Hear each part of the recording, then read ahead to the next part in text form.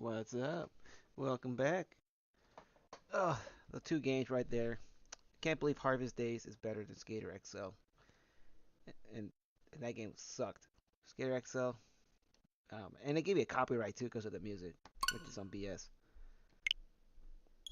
But yeah, we're gonna play this game, the Stanley Parable. I think that's how you pronounce it. My vocabulary is like straight ass. Just letting you guys know right now. But yeah, I don't know too much about it. But I remember like people were saying like how unique it was, how cool it was. But let's see how it is. I think I got this during Black Friday or Christmas for like $20. And I was like, you know what? I'm gonna get it. That's like one of my like things that I need to like calm down on. If I see something on sale, I'm like, this game looks pretty cool. I'm gonna get it. Like right now, I'm looking at if any games are cheap. I think I'm getting two this week. The recent Hellboy game that just came out, and something else. Like right now, I'm looking at it. It's SpongeBob SquarePants, the Patrick Star game for $20. That's tempting. That's tempting. Like screw it. Like I'll play it. I don't like why not? Let's see. Choose a stream title. No titles. No subtitles. No, we're gonna do titles.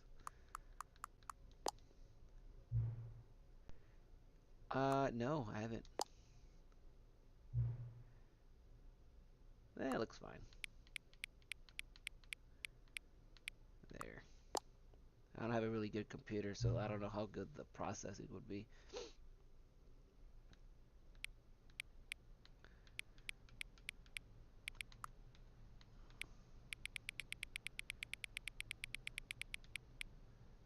9. I'm gonna. Yeah, it's 9:30. Oh no. It's 9:35 where I'm at right now. Midwest. All right. Yeah, let me put the volume up because I know that Harvest game was complete doo doo.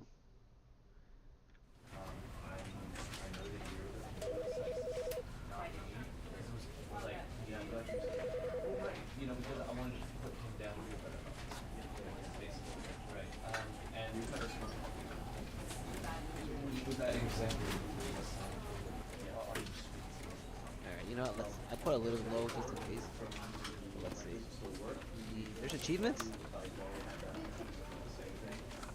That's what Nintendo needs. Nintendo needs like an achievement system, like trophies and Xbox 360 achievement score. But I don't know why they don't want to do that. To be honest, imagine 100%ing like Nintendo games. That'd be cool. Instead of just beating them once or twice, whatever. You actually get something out of it. This is the story of a man named Stanley. Stanley worked for a company in a big building where he was employee number 427. Employee number 427's job was simple. He sat at his desk in room 427 and he pushed buttons on a keyboard. Orders came to him through a monitor on his desk, Like me? telling him what buttons to push, how long to push them, and in what order. This is what employee 427 did every day of every month of every year. And although others might have considered it soul-rending, Stanley relished every moment that the orders came in, as though he had been made exactly for this job. And Stanley was happy. I don't think so. I think he hates himself. And then one day, something very peculiar happened. Something that would forever change Stanley. Something he would never quite forget. He had been at his desk for nearly an hour when he realized that not one single order had arrived on the monitor for him to follow. No one had showed up to give him instructions, call a meeting, or even say hi. Never in all his years at the company had this happened, this complete isolation. Something was very clearly wrong. Shocked, frozen solid, Stanley found himself unable to move for the longest time. But as he came to his wits and regained his senses, he got up from his desk and stepped out of his office. Oh, Oh, so this that type of game. So whatever like I do, would it be like narrating me? Alright, I can probably take the pencil. We can pull a John Wick. All of his co-workers were gone. What could it mean? Stanley decided to go to the meeting room. Perhaps he had simply missed a memo.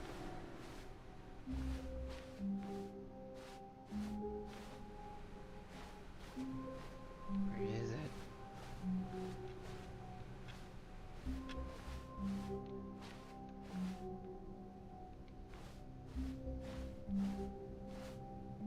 Who puts a cup of coffee on it like that?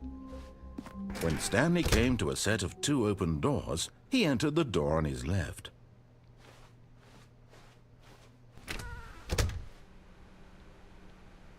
Alright. It's like some like the Shining thing, waiting for those 2 little girls to show up. Yet there was not a single person here either. Feeling a wave of disbelief, Stanley decided to go up to his boss's office, hoping he might find an answer there. Chris out of the room. What is it? Yeah, Chris is beating it in there. Who moved my desk?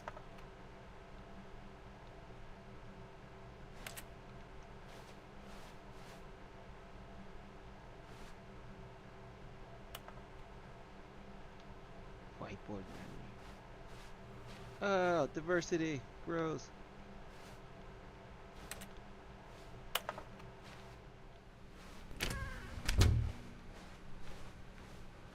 Coming to a staircase, Stanley walked upstairs to his boss's office.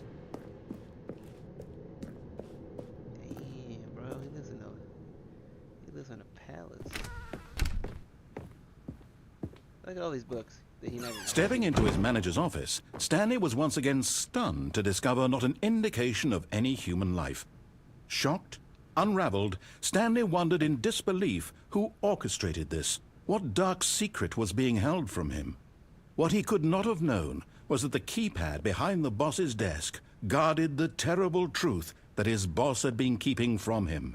And so the boss had assigned it an extra secret PIN number, 2845. But of course, Stanley couldn't possibly have known this.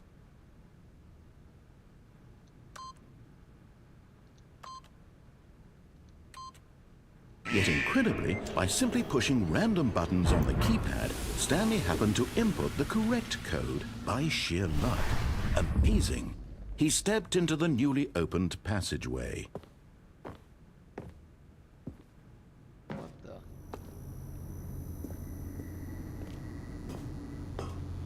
Is this like some Truman Show type of game?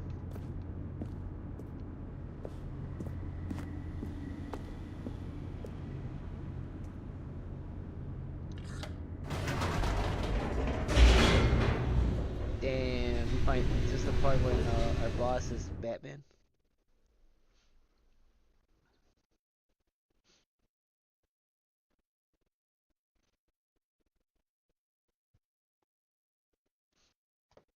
Descending deeper into the building, Stanley realized he felt a bit peculiar. It was a stirring of emotion in his chest, as though he felt more free to think for himself, to question the nature of his job. Why did he feel this now, when for years it had never occurred to him? This question would not go unanswered for long.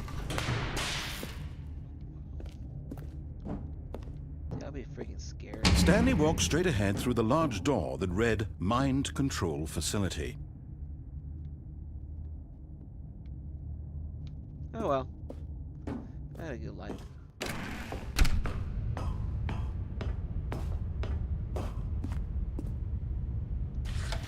The lights rose on an enormous room packed with television screens.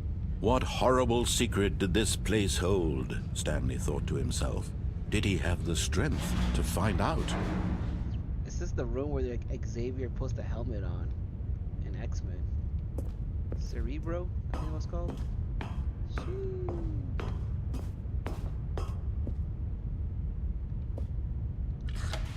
Now the monitors jumped to life, their true nature revealed.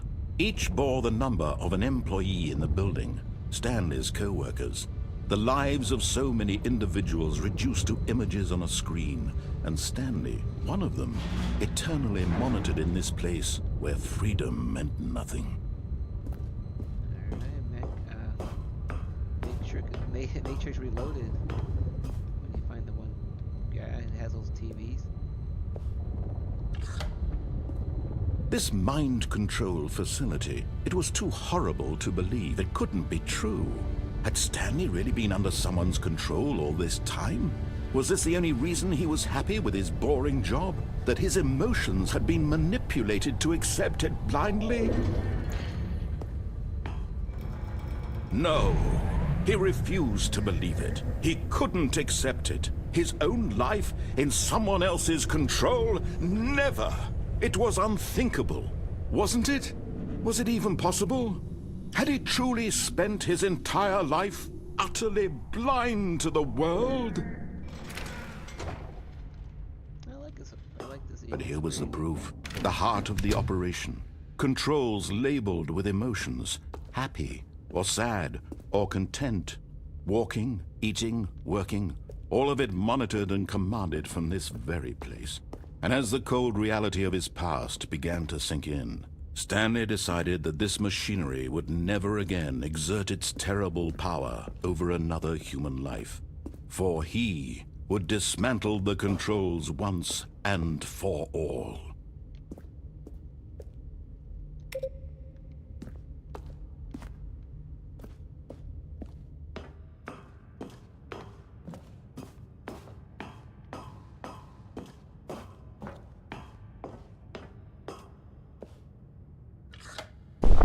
Oh, Stanley, you didn't just activate the controls, did you?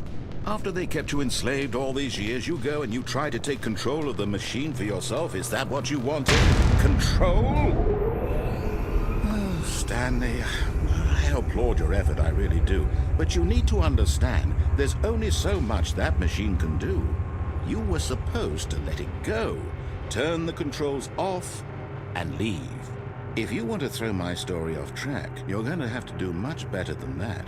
I'm afraid you don't have nearly the power you think you do. For example, and I believe you'll find this pertinent, Stanley suddenly realized he had just initiated the network's emergency detonation system. In the event that this machine is activated without proper DNA identification, nuclear detonators are set to explode, eliminating the entire complex. How long until detonation then? Let's say, 2 minutes. Ah, now this is making things a little more fun, isn't it, Stanley?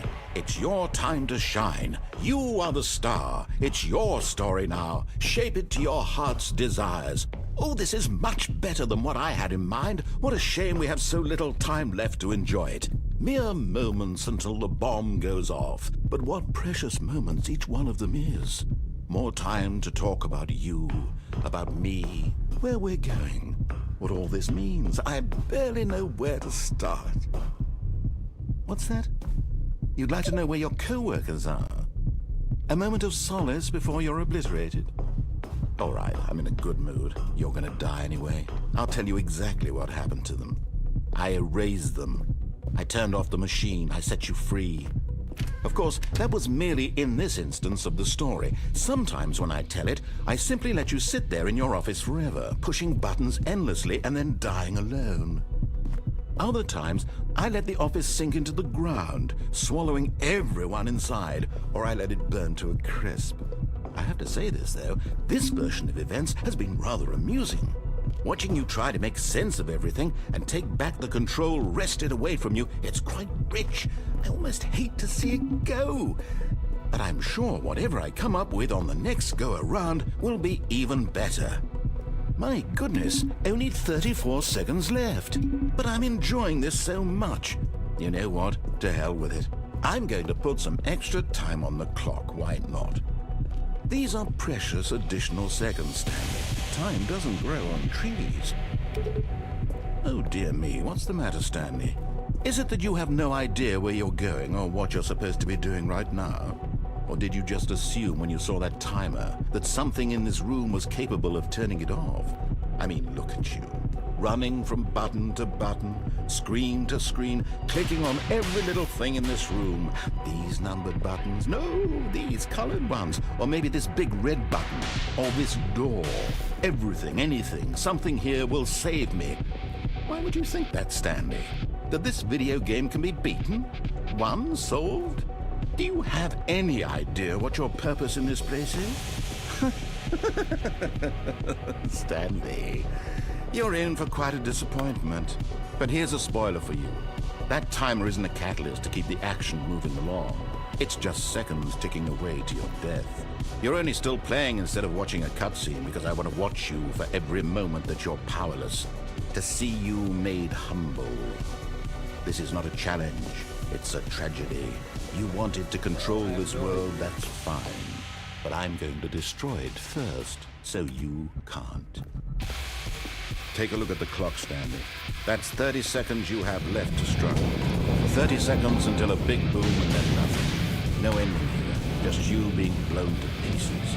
Will you cling desperately to your frail life, or will you let it go peacefully? Another choice. Make it count, or don't. It's all the same to me, all a part of the joke. And believe me, I will be laughing at every second of your inevitable life from the moment we fade in until the moment I say, happily ever after. Okay.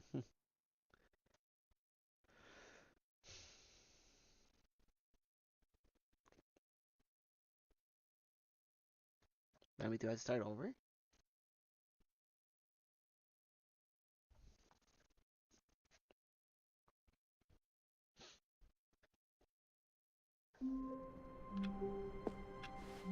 All of his co-workers were gone. What could it mean? Stanley decided to go to the meeting room. Perhaps he had simply missed a memo. Oh, so this like I gotta find the truth. When Stanley came to a set of 2 open doors, he entered the door on his left.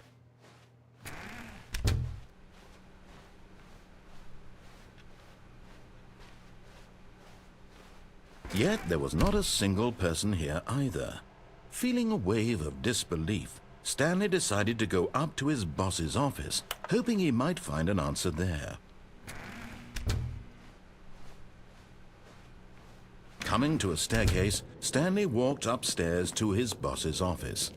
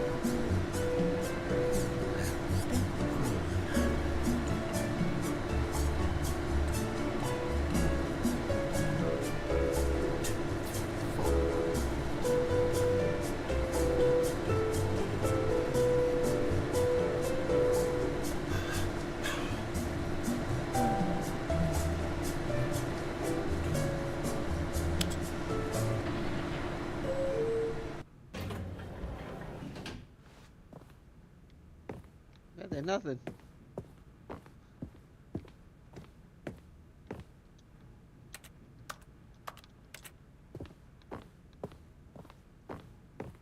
Stepping into his manager's office, Stanley was once again stunned to discover not an indication of any human life. What could it mean? Stanley wondered aloud to nobody. He began wildly tearing through papers on the boss's desk, pulling books off the shelf, looking behind paintings, desperate for clues to his situation. But his attention was caught by a keypad behind the boss's desk. What could its purpose be?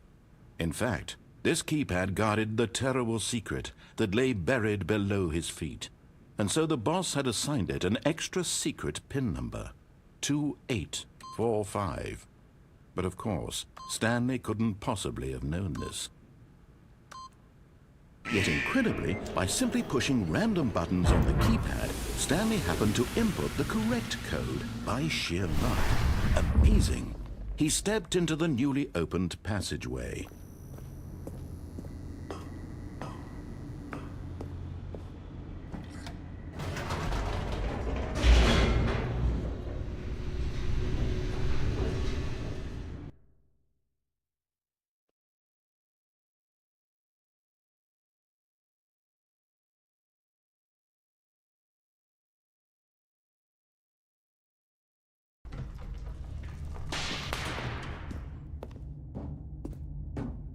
Stanley walked straight ahead through the large door that read Mind Control Facility.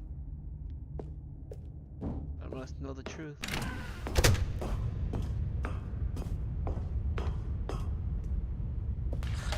The lights rose on an enormous room packed with television screens.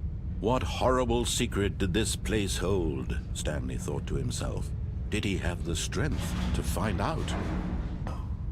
Who built this? That's what I want to know. They had to hire people to make this. Now the monitors jumped to life, their true nature revealed. Each bore the number of an employee in the building, Stanley's co-workers. The lives of so many individuals reduced to images on a screen, and Stanley, one of them, eternally monitored in this place where freedom meant nothing.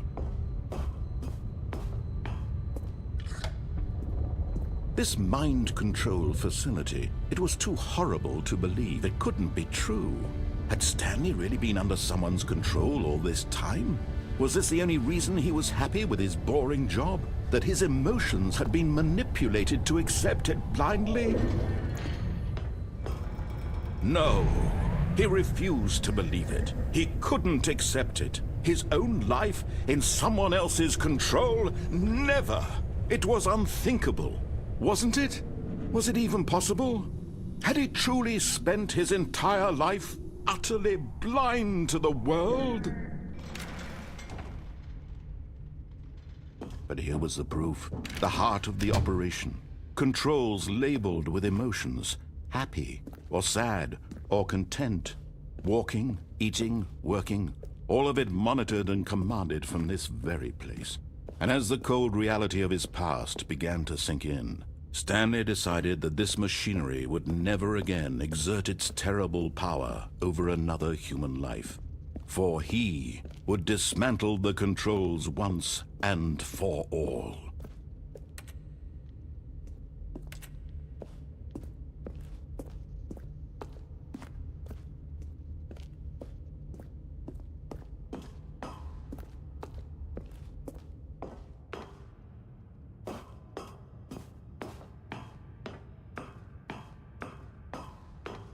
And when at last he found the source of the room's power, he knew it was his duty, his obligation, to put an end to this horrible place and to everything it stood for.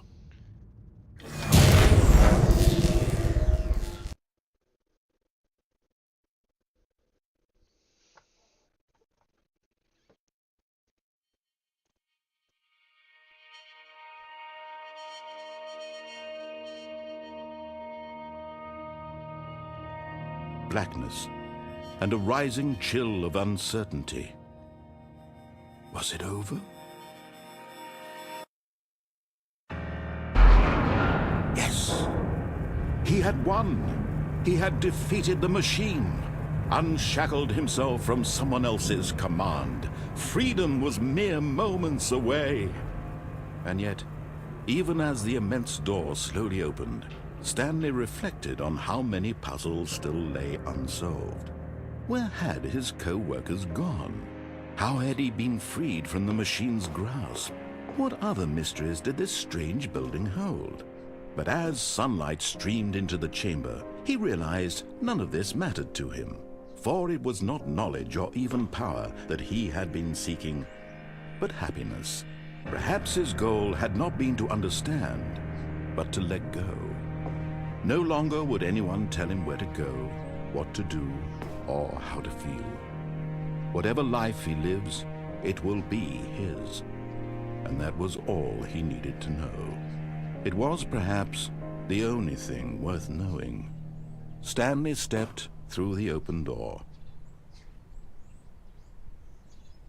Fake. Stanley felt the cool breeze upon his skin, the feeling of liberation, the immense possibility of the new path before him. This was exactly the way, right now, that things were meant to happen. And Stanley was happy.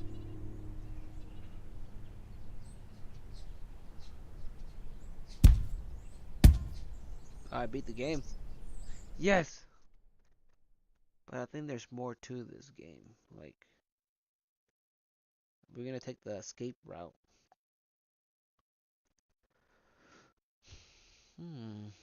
Instead of turning left, what if I turned right? Let's see. All of his co-workers were gone. What could it mean? Stanley decided to go to the meeting room. Perhaps he had simply missed a memo.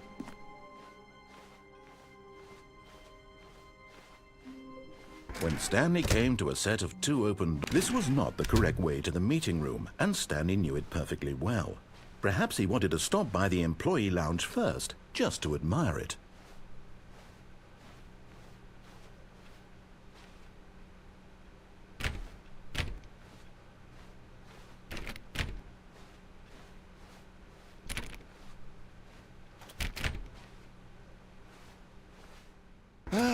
Yes, truly a room worth admiring.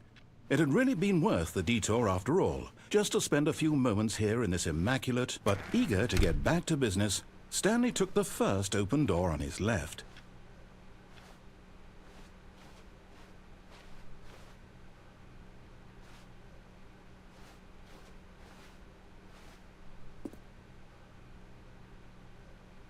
Let's find out what's over here. And so he detoured through the maintenance section, walked straight ahead to the opposite door, and got back on track.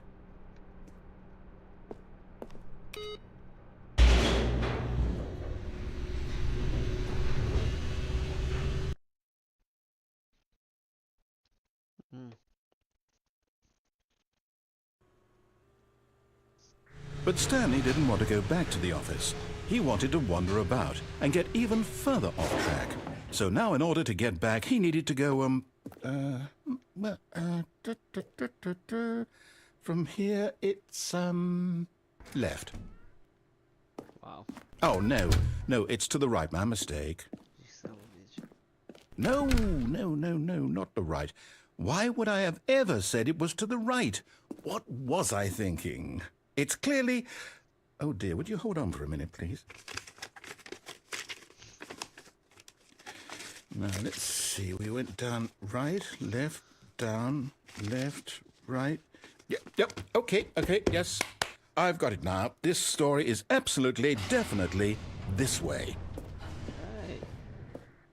Right.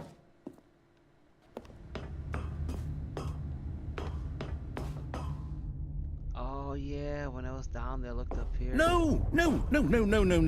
This isn't right at all. You're not supposed to be here yet. This is all a spoiler. Quick, Stanley, close your eyes. Okay. We just have to get back to, oh, who am I kidding? It's all rubbish now. The whole story completely unusable. How about, rather than waste my time trying to salvage this nonsense, we'll just restart the game from the beginning. And this time, suppose we don't wander so far off track, Okay, from the top. Okay, this game is it's unique. Whoa, what happened? All of his co-workers were gone. What could it mean? Stanley decided to go to the meeting room. Perhaps he had simply missed a memo.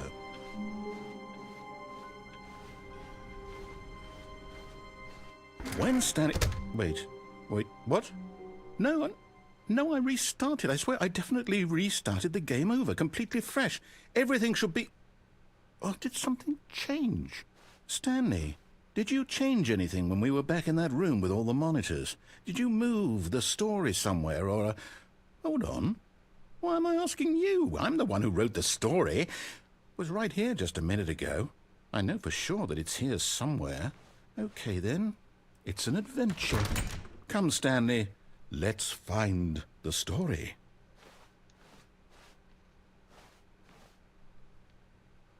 Let's go this way.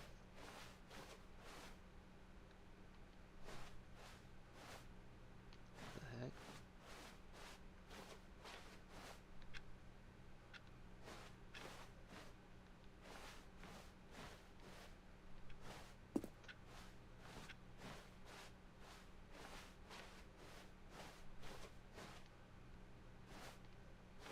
I'll say it. This is the worst adventure I've ever been on. I can promise you there definitely was a story here before. Do we need to restart the game again? Well, I find it unlikely that we'll ever progress by starting over and over again, but it's got to be better than this. Okay, let's give it a shot. Why not? What the hell's going on? Am I going crazy? Am I taking crazy pills? All of his co-workers were gone. What could it mean? Stanley decided to go to the meeting room. Perhaps he had simply missed a memo.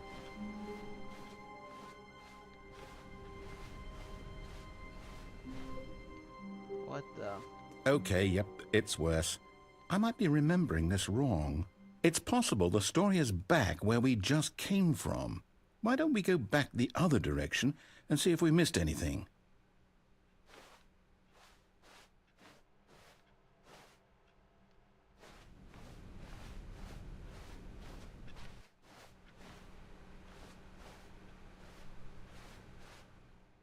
Aha! I knew we'd miss something. The story. Here it comes. No, wait, never mind. Not the story. Okay, let's head back the other way and retrace our steps. What the hell? Now this... Well, I'll be honest, I don't recognize this place at all. Is this the story? I don't think so. I can't quite recall, but I believe my story took place in an office building. Is that correct? Do you remember, Stanley? Well, do you know what? Since I've completely forgotten what we were supposed to be doing, how about this? You win! Congratulations! I know you put in a lot of hard work, and it really paid off, so good job. Oh, no. No, I don't feel right about this at all. We both know you didn't put in any actual work for that win. Some people win fair and square, and this was not one of those situations. Okay, I'm getting weirded out by whatever this place is. I don't care what might happen this time. I have to restart. Like, damn, this game is for $20. It's fucking messing with my head. A lot of third wall breaking. All right, I've got a solution. This time, to make sure we don't get lost, I've employed the help of the Stanley Parable Adventure Line. Just follow the line. How simple is that? Seems pretty easy. Okay, I'm doing good. It's a different way.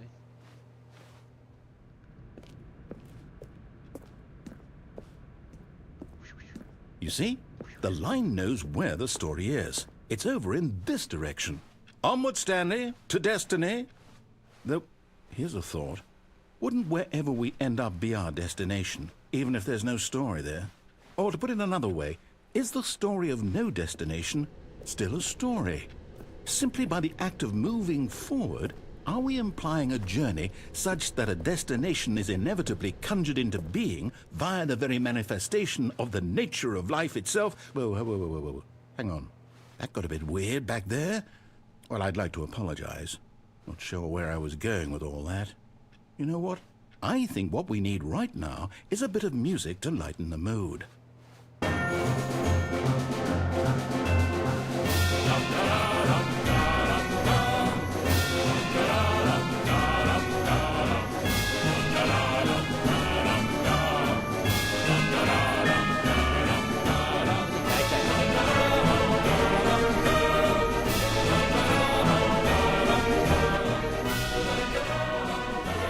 Blurred it out.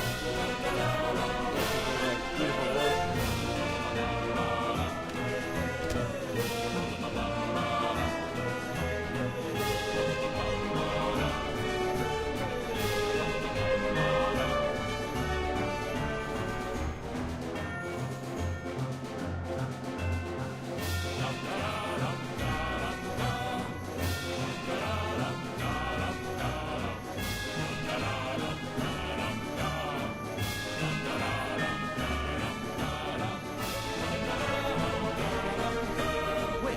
cut the music, go back and look at that fern. Stanley, this fern will be very important later in the story. Make sure you study it closely and remember it carefully. You won't want to miss anything.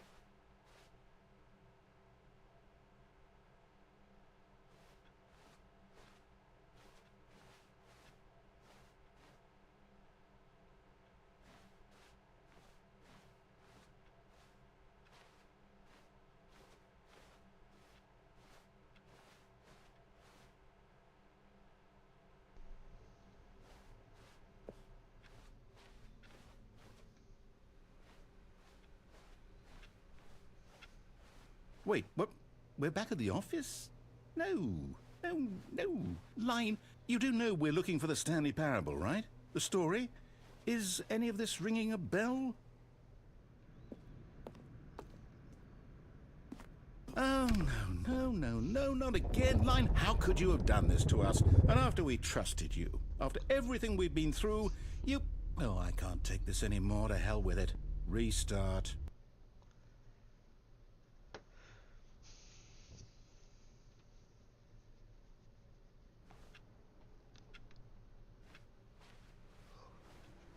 You know what, Stanley? I say forget the adventure line. What's it ever done for us? We're intelligent people, right? Why can't we make up our own story? Something exciting, daring, mysterious. Ooh, this all sounds perfectly doable. Why don't we simply start wandering in, well, I don't know. How about this direction? I always wanted to go through there. Now, yes, this is exciting. Just me and Stanley forging a new path, a new story. Well, it could be anything. What do you want our story to be? Go wild. Use your imagination. Whatever it might be, Stanley, I'm ready for it. Feel like a freaking mouse in a mouse Oh, trap. no, not you again.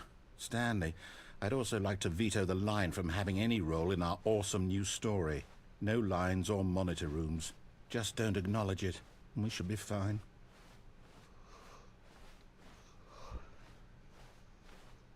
It's like a mind of his own. Ah, a choice. We get to make a decision. From here, the story is in our control. How important we mustn't squander the opportunity. In fact, I believe I need a minute to think here. Just walk in circles for a minute. Okay, so I know that each door has to lead somewhere, which means that somewhere, the place where we're trying to go, there must be a reverse door that leads here. And that in turn means that our destination corresponds with the counter-inverted reverse door's origin. So starting from the right, let us ask, will taking the right door lead us to where we're going? And since the answer is clearly yes, then by all accounts, the door on the right is the correct one. Another victory for logic. Come, Stanley, our destiny awaits. Ha! Oh, hold up, what's this? The confusion ending. You're telling me that's what this is? It's all one giant ending? And we're supposed to restart the game, what, eight times? That's really how all this goes? It's all determined? So now, according to the schedule, I restart again. Then what? Am I just supposed to forget? Well, what if I don't want to forget? My mind goes blank simply because it's written here on this thing, wall. Well, who consulted me? Why don't I get to decide? Why don't I get a say in all of this? Is it really... No, it can't be. I don't want it to be. I don't want the game to keep restarting. I don't want to forget what's going on. I don't want to be trapped like this. I won't restart the game. I won't do it. I won't do it. I won't do it. And the timer stopped? Does that mean, did we do it? Did we break the cycle? The, whatever it is that made this schedule? How would we even know? Will someone come for us? Will something happen? So, okay. I guess now we just wait. You know, I suppose in some way that this is a kind of story, wouldn't you agree? I'm not quite sure if we're in the destination or the journey, though they're always saying that life is about the journey and not the destination, so I hope that's where we are right now. We'll find out, won't we? Eventually. Well, in the meantime, if you... Huh.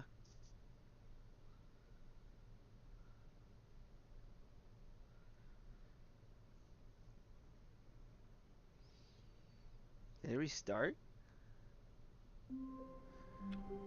Yeah. All of his co-workers were gone. What could it mean? Stanley decided to go to the meeting room. Perhaps he had simply missed a memo.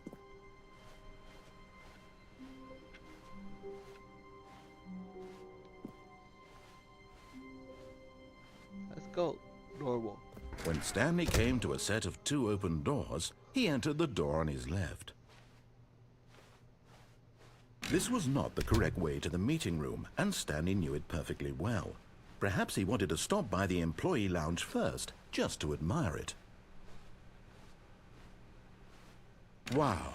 Yes, this room. What a beautiful room. What a gorgeous, but eager to get back to business, Stanley took the first open door on his left.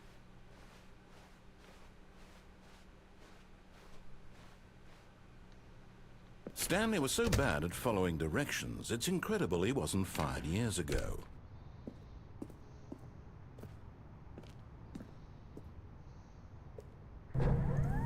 Look, Stanley, I think perhaps we've gotten off on the wrong foot here.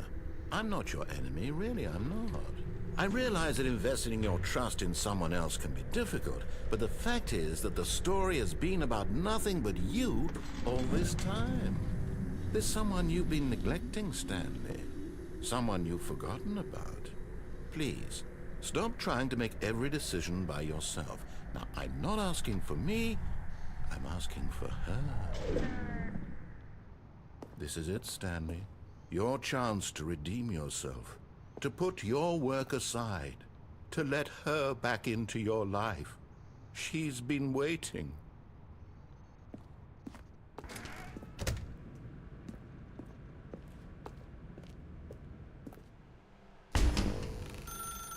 That's her, Stanley. You need to be the one to do this, to reach out to her. If you can truly place your faith in another, then pick up the phone.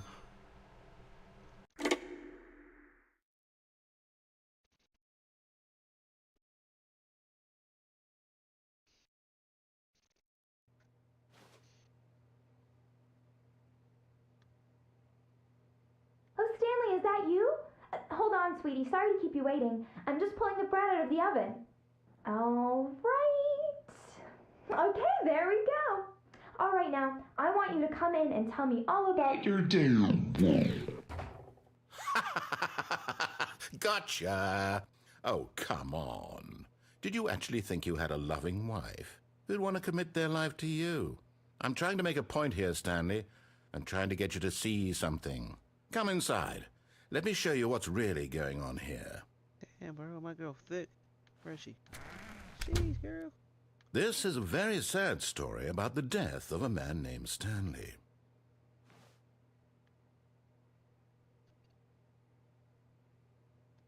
Stanley is quite a boring fellow. He has a job that demands nothing of him, and every button that he pushes is a reminder of the inconsequential nature of his existence.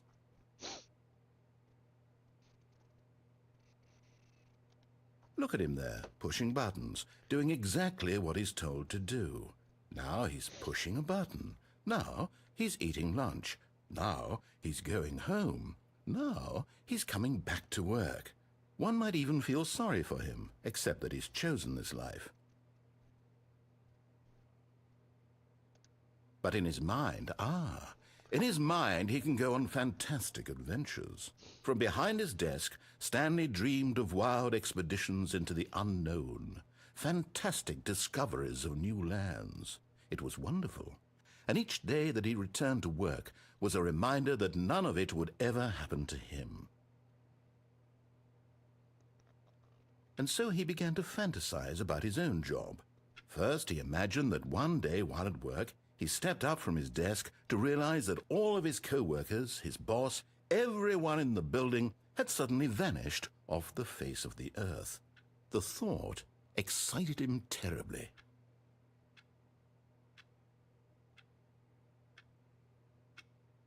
So he went further. He imagined that he came to 2 open doors and that he could go through either. At last, choice. It barely even mattered what lay behind each door. The mere thought that his decisions would mean something was almost too wonderful to behold. As he wandered through this fantasy world, he began to fill it with many possible paths and destinations. Down one path lay an enormous round room with monitors and mind controls. And down another was a yellow line that weaved in many directions. And down another was a game with a baby. And he called it the Stanley Parable. It was such a wonderful fantasy, and so in his head he relived it again, and then again, and again, over and over, wishing beyond hope that it would never end, that he might always feel this free. Surely there's an answer down some new path, mustn't there be? Perhaps if he played just one more time.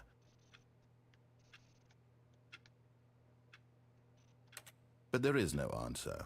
How could there possibly be? In reality, all he's doing is pushing the same buttons he always has. Nothing has changed. The longer he spends here, the more invested he gets, the more he forgets which life is the real one.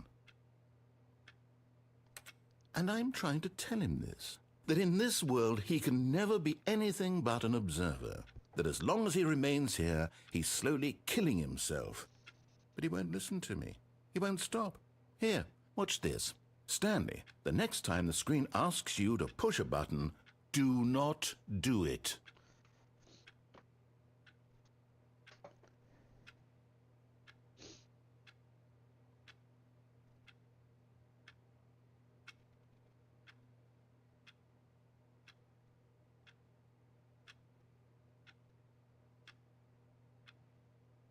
Let's see what happens.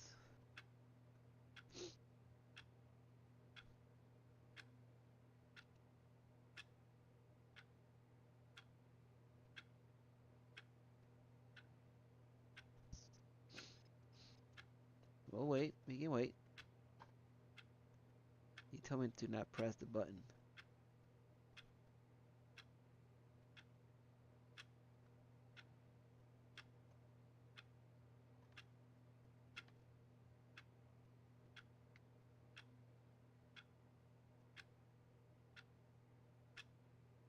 How long does it take, though?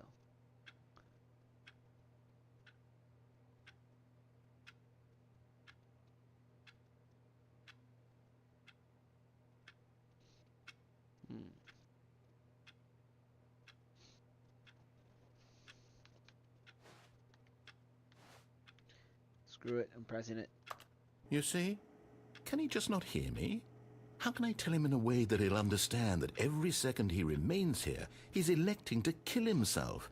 How can I get him to see what I see? How can I make him look at himself? I suppose I can't, not in the way I want him to. But I don't make the rules. I simply play to my intended purpose, the same as Stanley. We're not so different, I suppose. I'll try once more to convey all this to him. I'm compelled to. I must. Perhaps, well, maybe this time he'll see. Maybe this time. And I tried again, and Stanley pushed a button. And I tried again, and Stanley pushed a button. And I tried.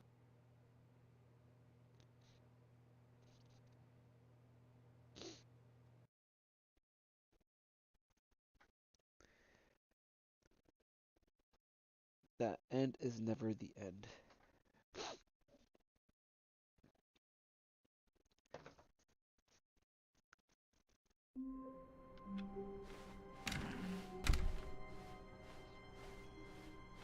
When Stanley came to a set of 2 open doors, he entered the door on his left.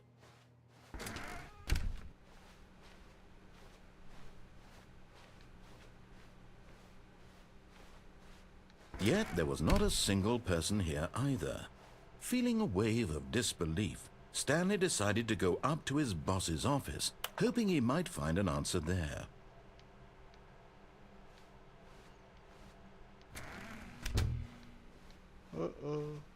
Coming to a staircase, Stanley walked upstairs to his boss's office.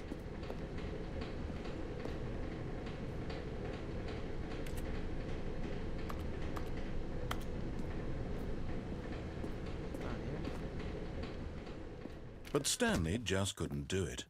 He considered the possibility of facing his boss, admitting he had left his post during work hours. He might be fired for that. And in such a competitive economy, why had he taken that risk? All because he believed everyone had vanished? His boss would think he was crazy. And then something occurred to Stanley. Maybe, he thought to himself, maybe I am crazy. All of my co-workers blinking mysteriously out of existence in a single moment for no reason at all? None of it made any logical sense. And as Stanley pondered this, he began to make other strange observations. For example, why couldn't he see his feet when he looked down? Why did doors close automatically behind him wherever he went? And for that matter, these rooms were starting to look pretty familiar. Were they simply repeating? No, Stanley said to himself, this is all too strange. This can't be real. And at last, he came to the conclusion that had been on the tip of his tongue. He just hadn't found the words for it. "I'm dreaming!" he yelled. "This is all a dream." Oh, what a relief Stanley felt to have finally found an answer, an explanation. His co-workers weren't actually gone. He wasn't going to lose his job. He wasn't crazy after all. And he thought to himself, I suppose I'll wake up soon. I'll have to go back to my boring real-life job pushing buttons. I may as well enjoy this while I'm still lucid. So he imagined himself flying and began to gently float above the ground. Then he imagined himself soaring through space on a magical starfield, and it too appeared. It was so much fun, and Stanley marveled that he had still not woken up. How was he remaining so lucid? And then perhaps the strangest question of them all entered Stanley's head. One he was amazed he hadn't asked himself sooner. Why is there a voice in my head dictating everything that I'm doing and thinking? Now the voice was describing itself being considered by Stanley, who found it particularly strange. I'm dreaming about a voice describing me, thinking about how it's describing my thoughts, he thought. And while he thought it all very odd and wondered if this voice spoke to all people in their dreams, the truth was that, of course, this was not a dream. How could it be? Was Stanley simply deceiving himself, believing that if he's asleep, he doesn't have to take responsibility for himself? Stanley is as awake right now as he's ever been in his life.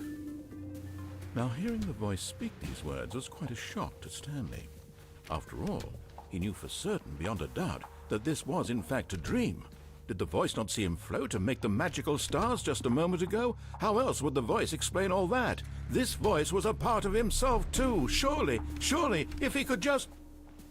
He would prove it. He would prove that he was in control, that this was a dream.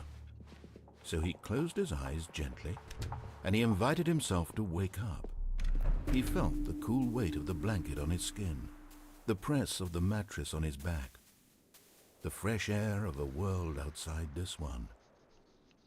Let me wake up, he thought to himself. I'm through with this dream. I wish it to be over. Let me go back to my job. Let me continue pushing the buttons. Please, it's all I want. I want my apartment, and my wife, and my job. All I want is my life exactly the way it's always been. My life is normal. I am normal. Everything will be fine. I am okay.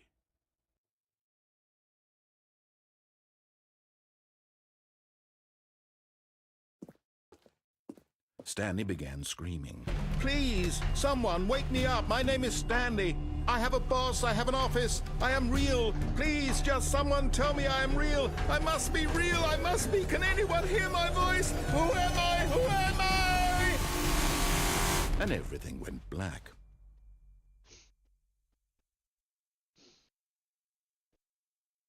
This is the story of a woman named Mariella. Mariella woke up on a day like any other. She arose, got dressed, gathered her belongings, and walked to her place of work. But on this particular day, her walk was interrupted by the body of a man who had stumbled through town talking and screaming to himself, and then collapsed dead on the sidewalk. And although she would soon turn to go call for an ambulance, for just a few brief moments she considered the strange man. He was obviously crazy, this much she knew. Everyone knows what crazy people look like. And in that moment, she thought to herself how lucky she was to be normal. I am sane. I am in control of my mind. I know what is real and what isn't. It was comforting to think this, and in a certain way, seeing this man made her feel better. But then she remembered the meeting she had scheduled for that day, the very important people whose impressions of her would affect her career, and by extension, the rest of her life. She had no time for this, so it was only a moment that she stood there, staring down at the body. And then she turned and ran.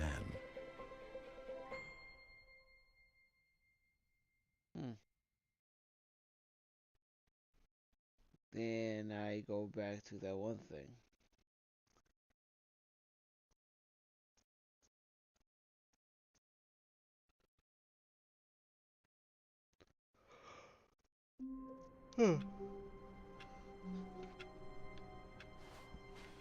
I can't wait to tell this story to my co-workers, Stanley thought. How amusing they'll find it. Oh, won't we all just laugh and laugh at the time I thought everyone had gone missing. Oh, new content? What does that mean, new content?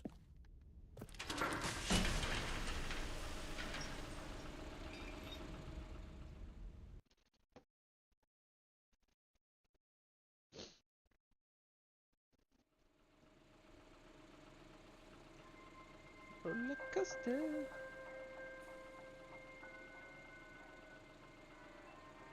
Hello, and thank you for playing the Stanley Parable Ultra Deluxe.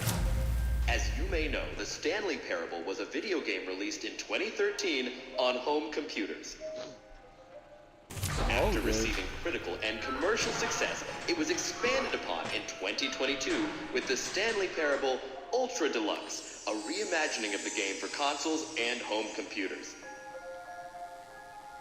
The Stanley Parable Ultra Deluxe features exciting new content that broadens and expands the world of the Stanley Parable, delighting audiences the world over. Please, step inside and see what thrilling new adventures await in the Stanley Parable Ultra Deluxe. Oh, well, this sounds delightful. I'm very excited to see the thrilling new Ultra Deluxe content. Okay, so far it's an elevator. Nothing special yet, but I'm sure it's just the beginning of a mesmerizing adventure.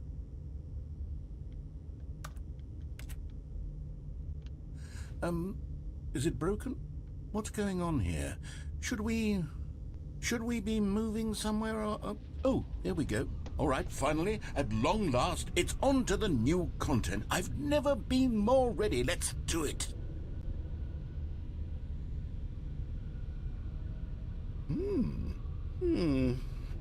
I have to say, initial impressions of Stanley Parable Ultra Deluxe, mostly tedious.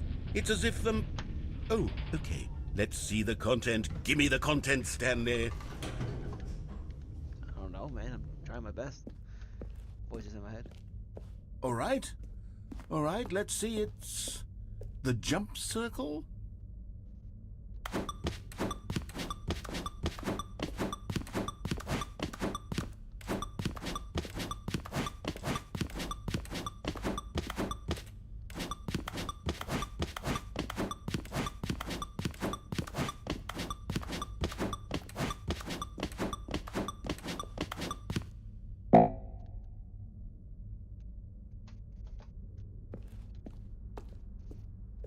Is that it?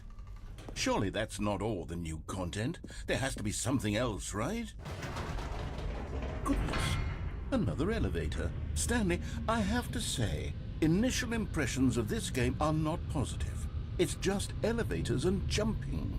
Is this what passes for exciting new content? If this is new content, then I could just read you the whole dictionary. There's 20 hours of new content right there. Hell, I could count to 30 trillion. You could put that on the box. The Stanley Parable Ultra Deluxe, now with over 1,000 hours of new content. And oh, wait. There's more. Very good. Yes. I knew there had to be something else. Let's see it. I'm ready for whatever it is. That's it? Oh, you've got to be kidding me. You see, Stanley? This is what happens when greedy video game developers with no respect for their fan base rush a cheap expansion to market for no reason other than to make an easy dollar. And don't get me started on the level of craftsmanship that's gone into it. In fact, I'm looking right now at the game's achievements, and it's hard to believe one of them actually says, "Test achievement, please ignore." What quality assurance department signed off on this? It's my fault, Stanley. I built up too much anticipation around the new content, I'm afraid. It could never have lived up to such expectations. If you're still with me, why don't we just reset the game, and we'll try to get back to what the Stanley Parable is really about. No frills, no gimmicks. Just you and me having a great time together like always. What do you say, friend?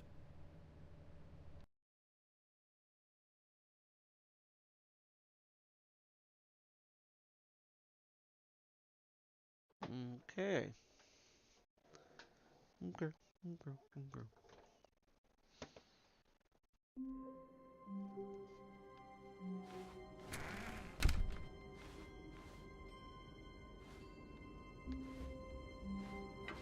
Psst! Stanley! Come over here! In the vent! I want to show you something!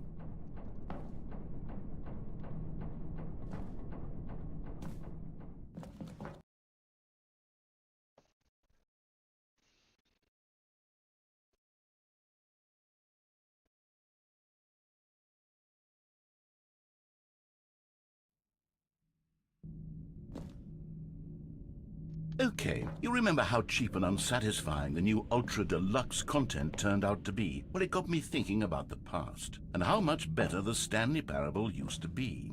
So I made something special and tucked it away here where the game's developers won't find it.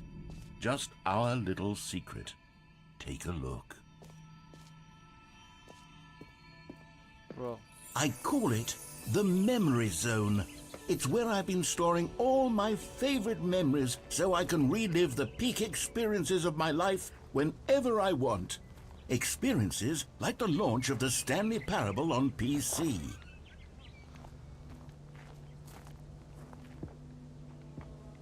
the memory zone. You see, Stanley, doesn't the Memory Zone remind you of how wonderful Stanley Parable was before it was sullied with a cheap Nintendo Switch port?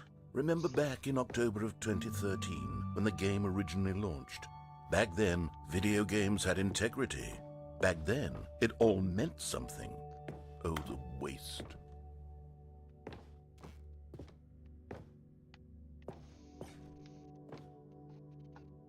Wow.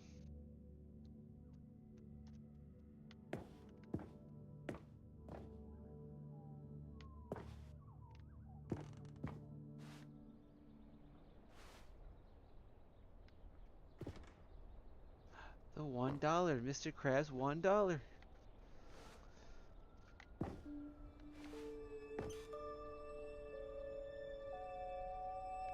Go outside, don't play for 5 years. What?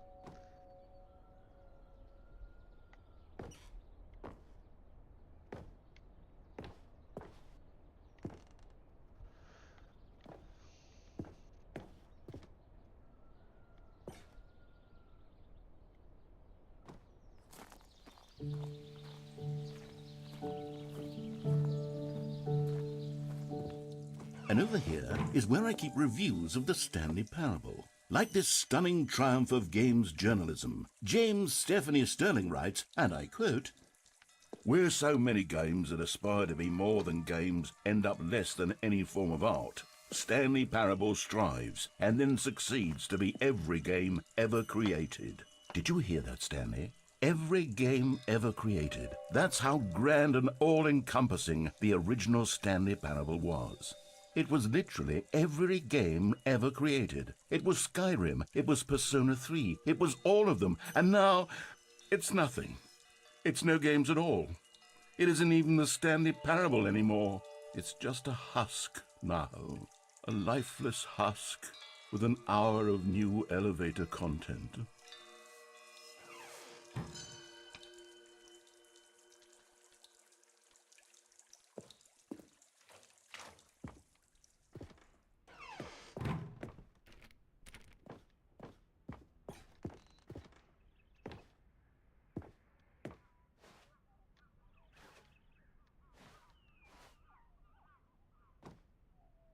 Oh, then that's how they make the game.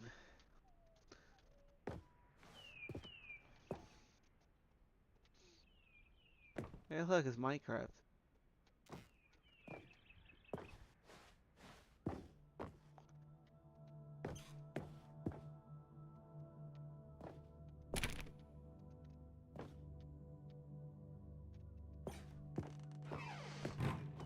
Here's another moving passage. The Stanley Parable is both a richly stimulating commentary on the nature of choice in games and one that offers some of the most enjoyable, surprising, and rewarding choices I've ever been confronted with in a game. 9 out of 10. Don't you get it, Stanley? The game was perfect. It didn't need anything else. It didn't need new content. All they had to do was transport it in pristine condition along to the Nintendo Switch. Boom, done. And they couldn't even do that. Couldn't resist the urge to go meddling with a beloved franchise.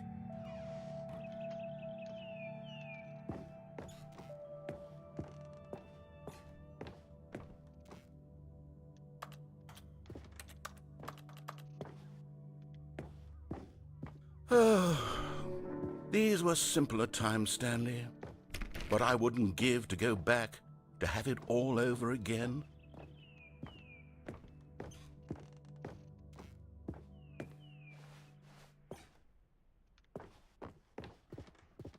Wait, hang on. I don't recall this part of the memory zone before. What's this? What's down here? Oh no, oh God, no, Stanley. It's a collection of reviews from Pressurized Gas, the extremely popular online storefront for computer games. I haven't looked at these in years. I can't even imagine what's been collecting down here. Surely these reviews were glowing as well, weren't they?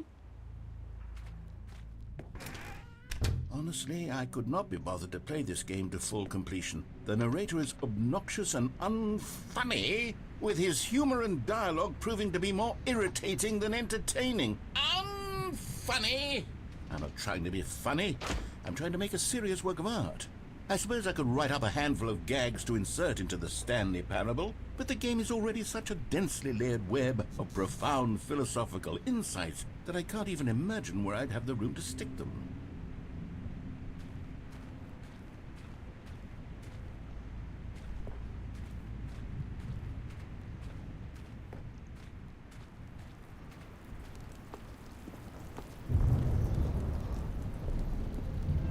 Okay, let's see what this one says. While the idea for the game is good, for someone who prefers non-linear games, this preachiness gets annoying fast. Preachy? Stanley, I'm not preachy, am I? You can tell me if I'm preachy. Honestly, you can. Oh, goodness. This is actually quite shocking for me. Well, to be honest, I had always thought of the game's dialogue as being rather terse to begin with. You can't know how much fluff I cut from the game to get it to feel as light and airy as it... Well, I always thought it did. But maybe it wasn't. Oh dear. What an awful memory to have to hold on to. These black marks on my otherwise unimpeachable track record. I feel like a failure. Like I let these people down. Perhaps the Stanley Parable isn't quite as sterling as I always remembered.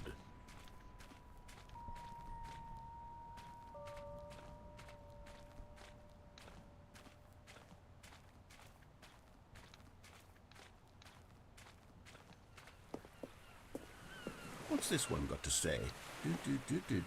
You constantly have to stop doing anything so the narrator can catch up with his long-winded explanations of what's happening. I wish there was a skip button. A skip button? Well, yes.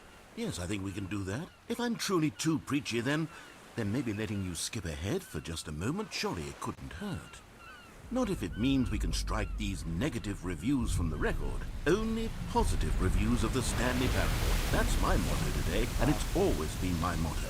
I'd do anything for the customer, Stanley. Yes, a skip button we shall have.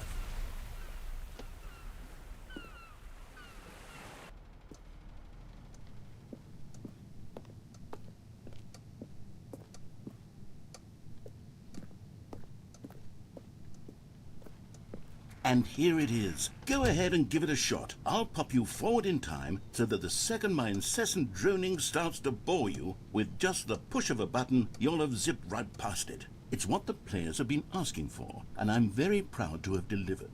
No more listening to me rambling on and on and on. No. The Stanley Parable is a game for the people. And if the people want silence, then by goodness, that's what they're going to get.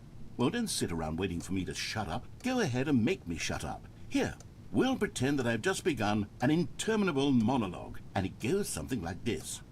The story, and the choices, or what have you, and therefore, by becoming it is, so on and so forth, until inevitably, we all until the end of time, at which time everything all at once, so, now you see, blah blah blah blah blah blah blah blah blah blah blah blah blah blah blah. We've eaten too much and it can't be just yet, no, until 245. That the logic of elimination working backwards, the deduction therefore becomes impossible to manufacture. It went on for nearly 10,000 years, until just yesterday, here and there, forward and back, and never a moment before lunchtime. It can't be. It's the only thing there is. How many billions left until so much more than forever ago? Which is why I say, the story, and the choices, or what have you, and therefore, by becoming it is, so on and so forth, until inevitably, we all until the end of time, at which time everything all at once, so, now you see, blah blah blah blah blah blah blah blah blah blah blah blah blah blah. We've eaten too much and it can't be just yet, no,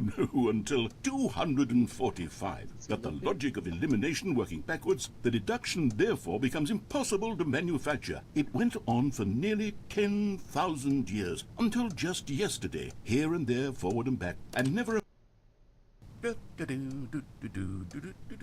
Oh, you're back, you see. You were only frozen in time for a few minutes, but it was plenty of time for me to deliver a long, rambling monologue full of unnecessary verbal flourishes and lengthy ruminations on the nature of choice in video games. Of course, I happen to believe it was perhaps one of my more profound such ruminations. Not that, of course, you need a description of it, but if I had to describe it, I'd say it was perhaps less of a rumination and more of a treatise. Or maybe a manifesto. Look, I'll outline it for you very briefly, and you can tell me what you think. Okay, so my theory is that any choice you've ever made is simply a series of choices made by the person who you are, or were, or will be at the time of having made said choice. That is to say, if by articulating a choice you've already made, you bring that choice into being, then by making no choice and saying nothing, are you not simply erecting in the sanctuary of time a monument to every person you've ever been, making every choice to which you've ever given your great gift of mortal and yet timeless thought? Or rather, do all of the choices you've ever made, in fact, make you more not this kind of person, and in fact do the very opposite?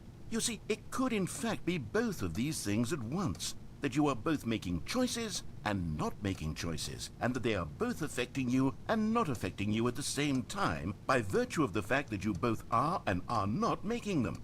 Okay, at first I was leaning towards manifesto, but now I'm going to circle around and slap the treatise label on this one. I think it has much more of a treatise vibe to it. But wouldn't you say that manifesto just has a much grander sort of tone? It has a mouthfeel that is rich with ambition and history. Ambitious history, if you will. See, now you've got me going back to manifesto. Heavens, at this rate, we're going to be here all day. Okay, look, I have a method for exactly this sort of situation, and I do find myself in this situation frequently. I'm going to say each word back and forth in repeated succession until I become sick of one or the other, in which case the word I am not sick of shall be the victor. It is an unimpeachable strategy, Stanley. It's rescued me from disaster in countless situations. All right, here we go. Treatise, manifesto. Treatise, manifesto. Treatise, manifesto. Treatise, manifesto. Treatise, manifesto. Treatise, manifesto. Treatise, manifesto. Treatise, manifesto. Treatise, manifesto. Treatise, manifesto. Well there, sport. You really did catch me rambling on a bit, didn't you? But that's the power of the button. The minute I start to go off on a thoughtless display of self-absorption, it's right at your fingertips to go poof, and it's all over. I can't wait to see what Cookie 9 will say about this, and whether they'll edit the rating of their pressurized gas review, or at least change some of the wording, perhaps. To be honest, I don't even know if one can change their review in the first place. I guess I should become better educated on how exactly pressurized gas works. Perhaps that would have been a smart thing to check on before I went on about this whole exercise of making the skip button. Although I have to imagine that after seeing this exciting new technology at work, surely whoever it is who runs pressurized gas will instantly run out and implement a new feature to make it possible to edit one's review merely because of this very situation. Yes, I think that's quite likely. Or perhaps they'll simply grant this particular user the ability to change their review so that the feature is not widely abused. Look, I would even be okay with pressurized gas altering this particular review so that it reads as something more beneficial. Something along the lines of, this game is the best game.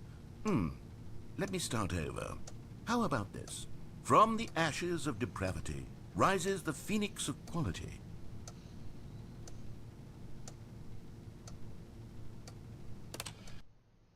Okay, welcome back, Stanley. Now, I should say that the amount of time the button has been skipping through is becoming longer and longer. That last one was, well, I want to say maybe 30, 45 minutes? It's not unendurable by any means, but it's, well, there's really only so much I can ramble on to myself about. I know, it's shocking, isn't it? But at any rate, I do suggest that we not press the button again. I think the skip button has been aptly demonstrated, and we can say goodbye to it and just... Wait. How do we get out of here? Where did the door go? Wasn't there a door that led into this room? I do feel quite certain that there was one here before. How else would we have gotten into the room in the first place? I don't think one can enter a room without a door of some sort, or a window or something like that. Do you see a window anywhere? A porthole? A sufficiently large crack in the wall? I'll take any of these. All I want is for us to move on and to please step away from the skip button, to go anywhere other than the skip button. There was a door here before, wasn't there? I swear there was. Where did it go? Can you maybe just ram your way through a wall? Is there any possibility that you could, say, slam your body into the wall until enough damage is done for you to be able to leave? Please, I'll take any option at all. I'm asking you to work with me here. We need a door. We need a door of some kind. I can work with any kind of door as long as it can open and lead from one room to another. I'm going to step away for just a moment, and I'm going to try to find us a door. I don't know how exactly to remove a door and place it in a different wall, but I will find a way, I promise. You just need to not do anything. Don't press the skip button. Please, please, please do not press the skip button. Just wait here for me, and don't press the skip button. Got it? Yes, good. I'll be right back.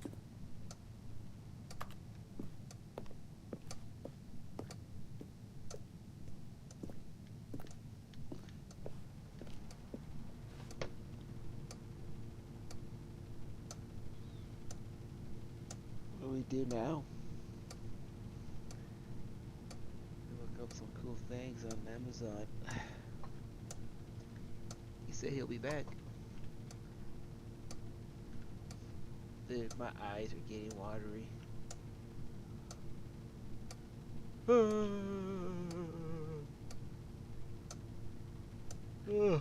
Oh boy.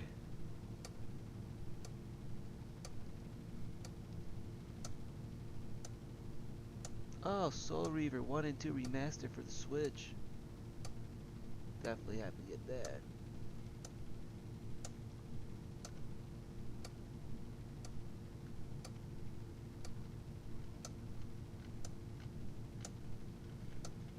That Mortal vs. Capcom Fighting Collection Arcade Classics, I need to get that before it goes back up for sale. It's like 30 bucks right now. Alright, I'm still gonna wait for this dude. It's gonna take a bit. I don't know how long, but we can wait. He said not to press it.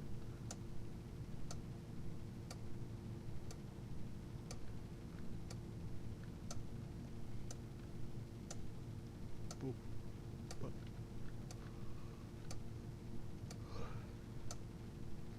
Man, it's almost 11. I'm surprised I haven't passed out right now. Ugh.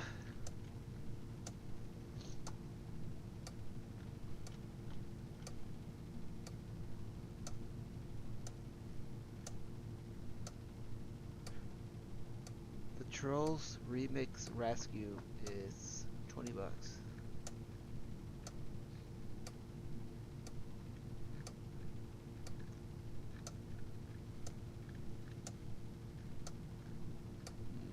Five Nights at Freddy. I need to play those games. Try them out. See if they're any good.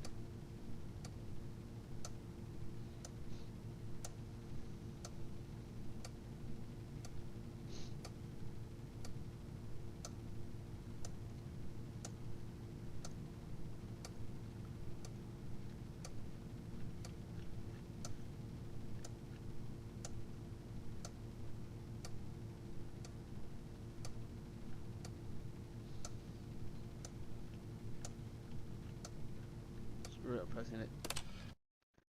Stanley, please don't push the button again. It's been 12 hours. You've just been frozen there. I don't know why the skips are getting longer, but they're really, truly getting longer, and my God, there's no way out of the room. Stanley, the door is gone. It's completely gone. I've looked at it from every angle. I've checked every one of those walls 1,000 times, and there's no door, Stanley. There's no door. There's just you and the button, and if you keep pressing it, I have no idea what will happen. I have no idea how long I'll be made to sit here, and more than anything else, I don't know how to stop you from pressing the button again. I can't control anything in this room, Stanley. I can't touch it, and I have to believe, I have to know that sooner or later, no matter how much I plead with you, you're going to press the button again. Why would you? I've been thinking, and I don't know what I can do to convince you otherwise. Oh, my God. And it's all because of those reviews that I couldn't get out of my head. I just couldn't ignore the negative feedback. Why was it so important for me to fix the problem? Why did Cookie Nine's opinion matter so much to me? I've never even met Cookie Nine. I have no idea who they are. What would it ever really matter? But here I am. I'm fixating on every tiny negative thing that anyone ever says about me. The merest mention of one of my imperfections, and I become as impetulant as a child, wild and impulsive. I can't help myself. I can't stop myself from lashing out with a vengeful fury to alter and to change and to break anything unbroken, if only it pleases this one person who made a single negative comment. What does such an impulse serve? For whose benefit is this? And here I am now, stuck in a room, waiting for you to press this button, and to become frozen in time, knowing that you're going to do it, and that I'm going to be stuck all alone, and that I had the power to prevent it all from happening, if only I'd held my tongue. It's all out of my control now. Just you. Just your decision as to exactly when you're going to make me suffer, to leave me all alone. Surely you will. I don't doubt it. Surely you'll press that button again, leaving me here. And surely you'll put your own desire to see what's next ahead of my need for company, for companionship. Surely you'll not be moved by my howls of fitful anxiety, that you sit with me and just stay here. Oh, no, no, no, I know you too well. You'll be leaving me. Oh, my God. And it's all because of those reviews that I couldn't get out of my head. I just couldn't ignore the negative. Every Oh, Stanley, you're back. You're back. Oh, my goodness. I have someone to talk to again. Stanley, I think it's been a week. Or 2 weeks. I've been sitting here all that time. Just sitting here. Not a single person to speak with. And you'd think that that's just how it's always been, right? Me talking and you saying nothing. Would you think that it's exactly the same as always? Doesn't that feel like what we've already been doing? Me just talking? But it isn't, Stanley. It isn't the same at all. It isn't even close. Because I know you can't hear me once you push that button.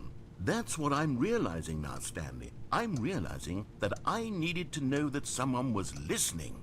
I needed there to be a vessel through which my words were moving. It was the vessel I needed, Stanley. Not the outcomes, not the story. None of that matters anymore. I'll give it all up. I'll give up every branching path. I'll burn my story to the ground. One single thing I need, and God, I can see now that I need it more than anything, is to know that someone else is taking it in. These words that I'm saying, I need to know you can hear me. Because maybe, Stanley, maybe, if you can hear me, then maybe it means I'm real.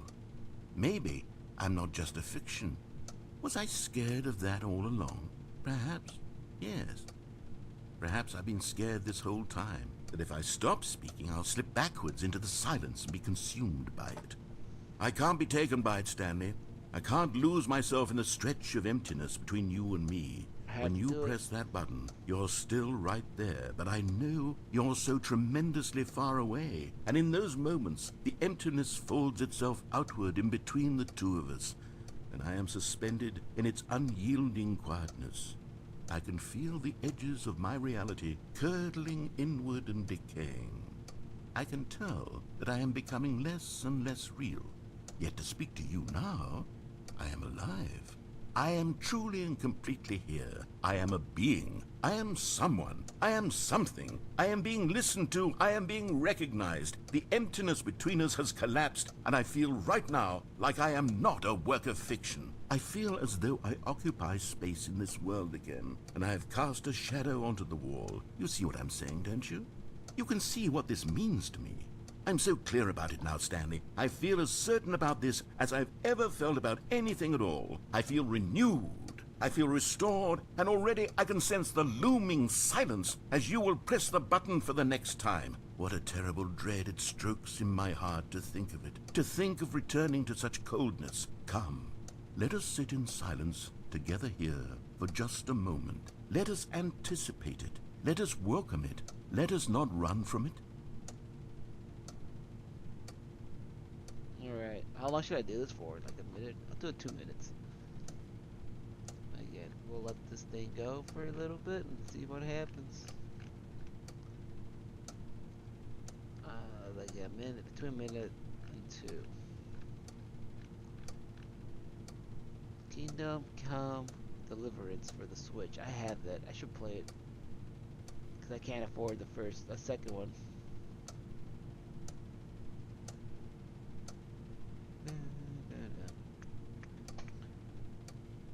Pressing it. Screw it.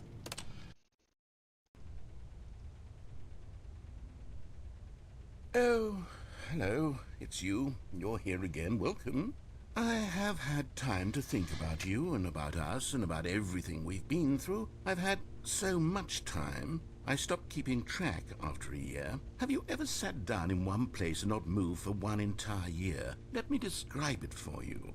To begin with, there is only regret. There is only the turning wheel of missed opportunities. I felt nothing at all but regret for the longest time, Stanley. Days, months. I lost it all in a blur of the deepest longing to undo the past. And when that feeling had begun to subside, what took its place is what I can only describe as the collapse of every moment I have ever experienced my entire life. All of them collapsed down into a single instant. In that instant, I could see myself clearly, calmly, with a collected heart. It was an impossibly rich wellspring of both delight and disgust simultaneously.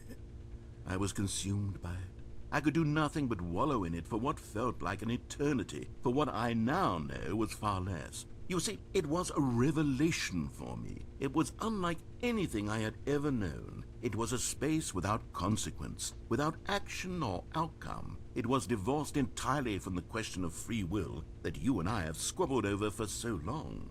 There could be no one ending, no singular outcome of events, not if all events existed in the same moment, and I felt freed. I felt unburdened by the need to manifest a particular outcome into being. I saw that I could allow myself to exist along all timelines, and that each of them was simply a strand in the web of my being. It was incredible, the spaciousness, the equanimity of the moment, both singular and infinite. For the longest time, this was my experience, and then this moment passed, and the most unyielding fear I have ever known crept into my mind. And it is this sensation that I have been experiencing now for longer than I could have ever expected was possible. I have been waiting for you. Not that you might save me or do something to fix it, but merely to state for you the plain fact of this manner of existence. I wish you to feel afraid, as I do, that perhaps one day this state of mind will consume you as well. Perhaps you will somehow, in some way, have to live as I do now, and I wish for you to know how excruciating it is, and for you to be in true terror of its eventual arrival. If I can only do this, only this one thing, perhaps it will bring me the smallest moment of peace in the darkness.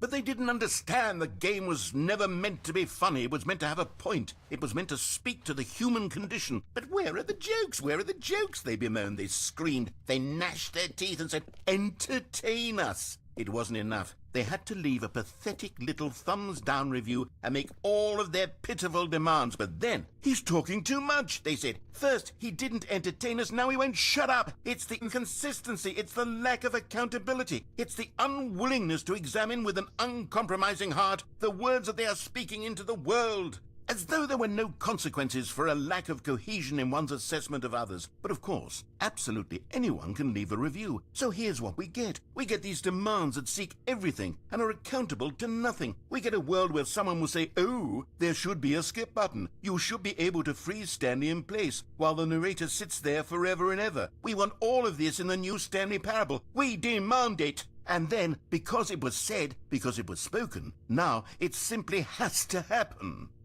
The most immediate desires, every single thing demanded by every person at every moment in time. If someone wants it, then it's a crime not to bring it into being. Have we been given to indulging every fleeting whim for no reason other than to do so? Yes! Yes! It seems that this is now the world we live in. It seems that we are a people living in such bleakness and discomfort with ourselves that our entertainment is now our lives. It has come to represent us. It absolutely must speak to who we are as people, because otherwise, without our entertainment, we have nothing. Without entertainment, we would have to face inward toward the cruel bleakness inside ourselves. We would turn to look at our deeper nature and find a resounding emptiness gazing back with unyielding aggression. And so because of this, we require that our amusements and our playthings and our flights of fancy be so impossibly captivating that they consume all of our attention, turn our heads completely away from the bleakness. In effect, we have demanded that our entertainment be the collapse of ourselves.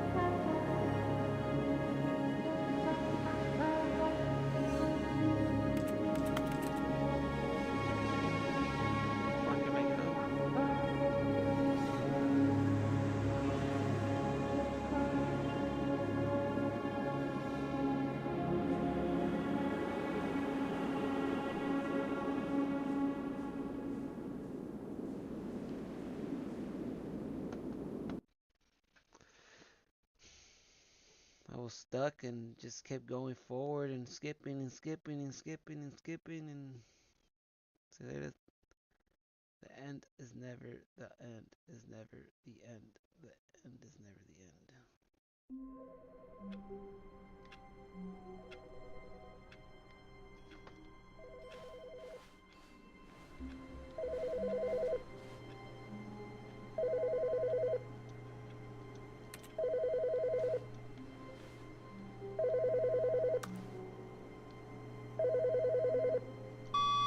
Good morning.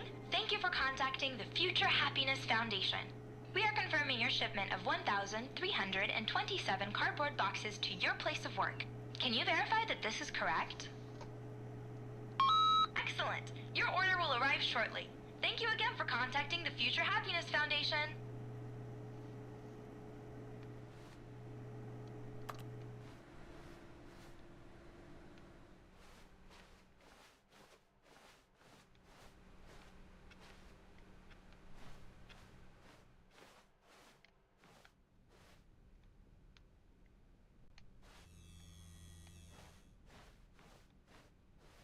When Stanley came to a set of 2 open doors, he entered the door on his left.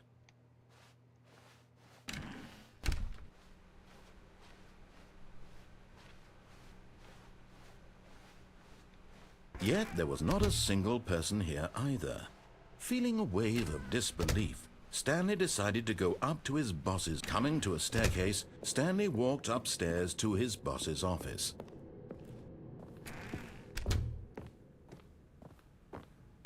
The moment he entered his manager's office, Stanley froze in his tracks. Not a living soul anywhere. Could he really be all alone? Stanley was in such a rush to get through the story as quickly as possible, he didn't even have a single minute to just let the narrator talk. That kind of anxiety isn't healthy, so he relaxed for a few moments with some calming New Age music.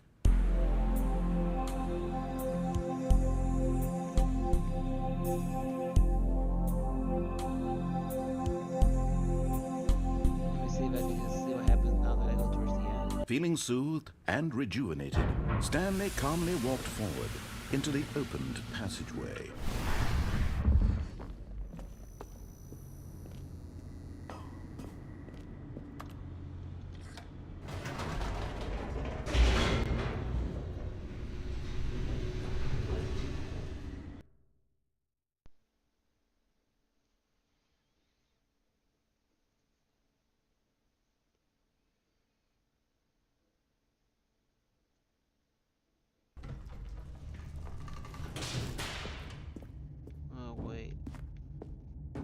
Stanley walked straight ahead through the large door that read Mind Control Facility.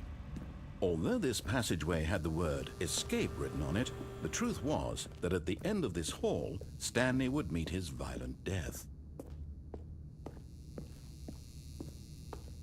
The door behind him was not shut. Stanley still had every opportunity to turn around and get back on track. At this point, Stanley was making a conscious, concerted effort to walk forward and willingly confront his death.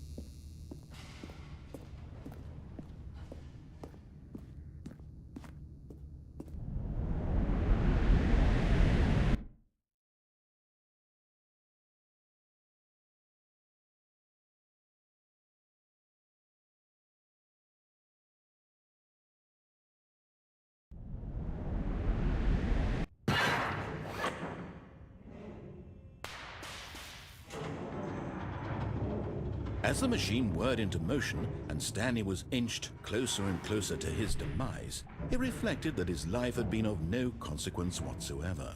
Stanley can't see the bigger picture.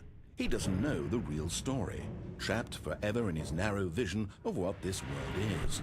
Perhaps his death was of no great loss, like plucking the eyeballs from a blind man. And so he resigned and willingly accepted this violent end to his brief and shallow life. Farewell, Stanley.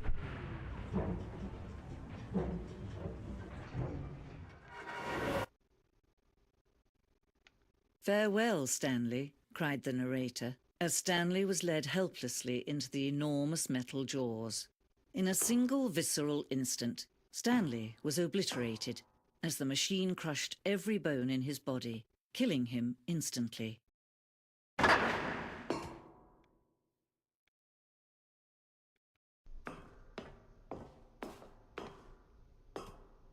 And yet it would be just a few minutes before Stanley would restart the game, back in his office, as alive as ever. What exactly did the narrator think he was going to accomplish? When every path you can walk has been created for you long in advance, death becomes meaningless, making life the same. Do you see now? Do you see that Stanley was already dead from the moment he hit start?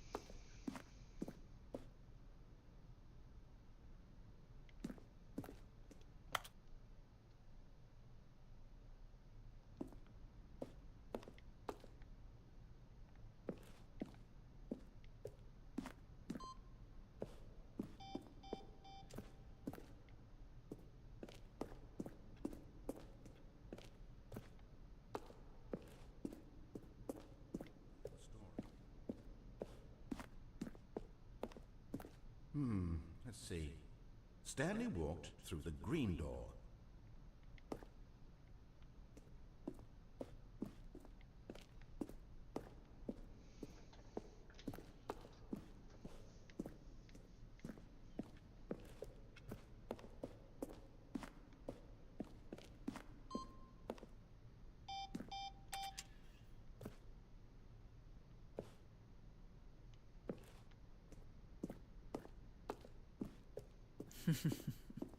Oh, look at these two. How they wish to destroy one another.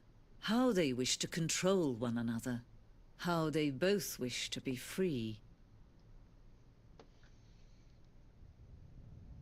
Can you see?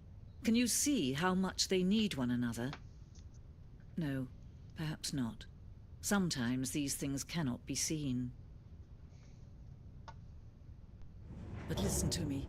You can still save these two. You can stop the program before they both fail. Turn off your Nintendo Switch. There's no other way to beat this game. As long as you move forward, you'll be walking someone else's path. Stop now and it'll be your only true choice. Whatever you do, choose it. Don't let time choose for you. Don't let...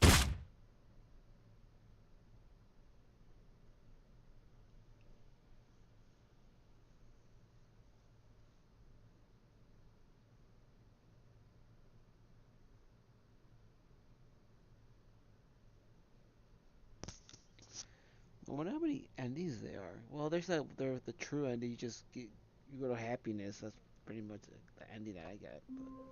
But alright. Wait, Stanley thought to himself. Am I sure that the orders stopped coming in? How is that possible? They never stopped. Surely I was mistaken. That's a lot of boxes. Ah, so many boxes.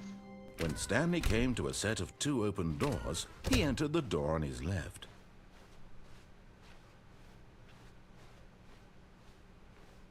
Yet there was not a single person here either. Feeling a wave of disbelief, Stanley decided to go up to his boss's. Coming to a staircase, Stanley walked upstairs to his boss's office.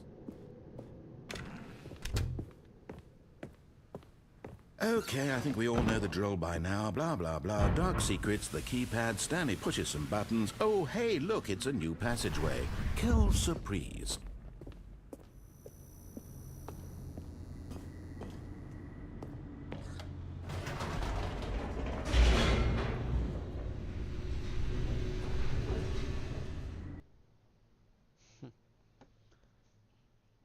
It gets like weirder and weirder every time. I love it. I don't think I've ever played a game like this. Where, like, narrator's talking to you, telling you. But while he's talking, you're doing pretty much what he's saying. Telling you. Stanley walked straight ahead through the large door that read Mind Control Facility.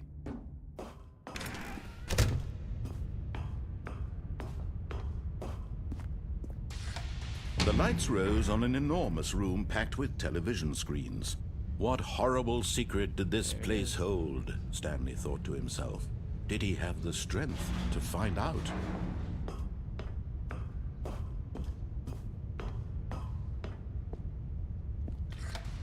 Now the monitors jumped to life, their true nature revealed.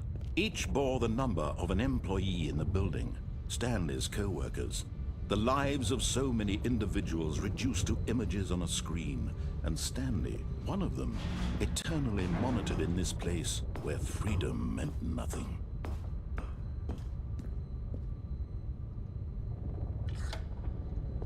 This mind control facility, it was too horrible to believe. It couldn't be true. Had Stanley really been under someone's control all this time? Was this the only reason he was happy with his boring job? That his emotions had been manipulated to accept it blindly? No, he refused to believe it. He couldn't accept it. His own life in someone else's control? Never! It was unthinkable. Wasn't it? Was it even possible? Had he truly spent his entire life utterly blind to the world? But here was the proof. The heart of the operation. Controls labeled with emotions. Happy, or sad, or content. Walking, eating, working. All of it monitored and commanded from this very place. And as the cold reality of his past began to sink in, Stanley decided that this machinery would never again exert its terrible power over another human life. For he would dismantle the controls once and for all.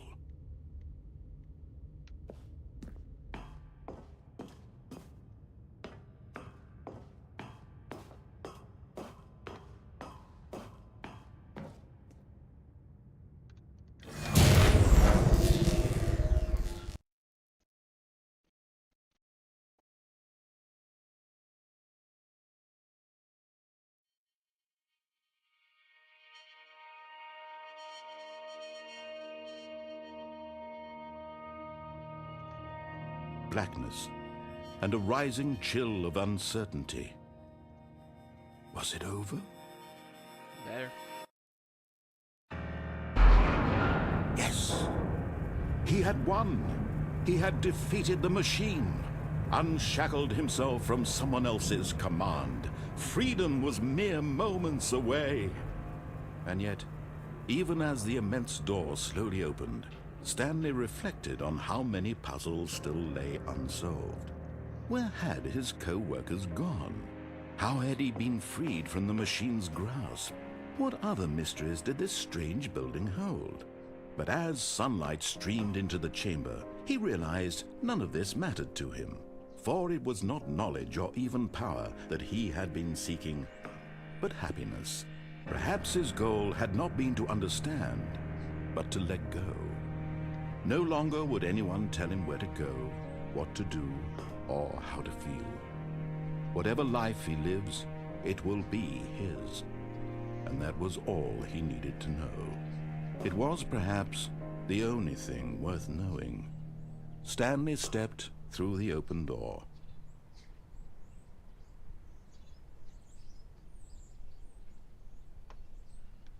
Stanley felt the cool breeze upon his skin, the feeling of liberation, the immense possibility of the new path before him. This was exactly the way, right now, that things were meant to happen. And Stanley was happy. Yay. Yeah, trippy game. Trippy. But yeah, I think we're done for today. Yeah, almost 2 hours, 3 minutes. And it just goes back to his it's like a loop.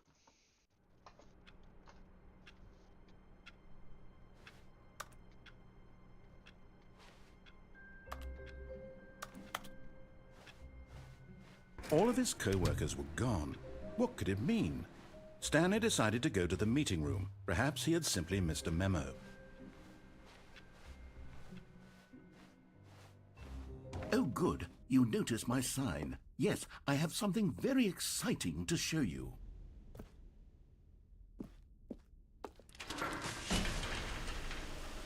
I got like 2 minutes left. Let's see how far we can go. Then I'm gonna end it at the 2 hours mark. Ugh. I'm yawning not because the game is boring. I think the game is freaking unique as hell. It's one of the I've never played a game like this. I have not.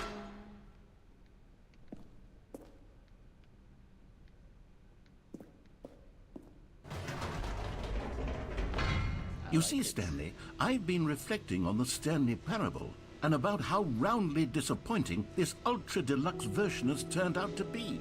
The original Stanley Parable was a landmark, and any new content for it should live up to that legacy. So forget this ultra deluxe nonsense. I say we take it one step even further.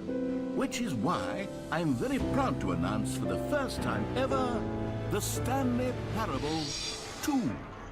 Oh, wow. Yes, you see, isn't this far superior to a measly port with a few minor additions? Think of all the new territory we'll cover with a fully fledged sequel. An entirely new experience, built from the ground up. Why, there are so many possibilities. It could go in so many different directions. This is what fans have truly been asking for. You're right.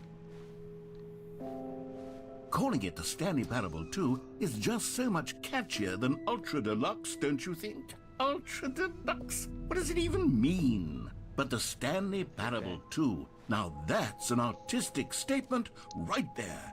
It's future-oriented. It screams progress and innovation and long-term franchising potential. Got that Red Dead Redemption vibes right here. Just a color scheme.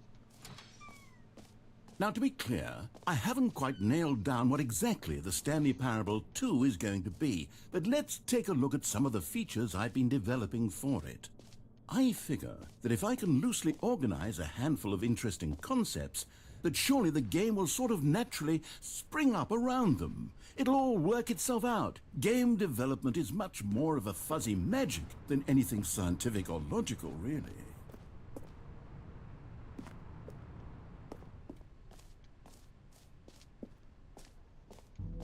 Here we are. Go on, try out some of the new features.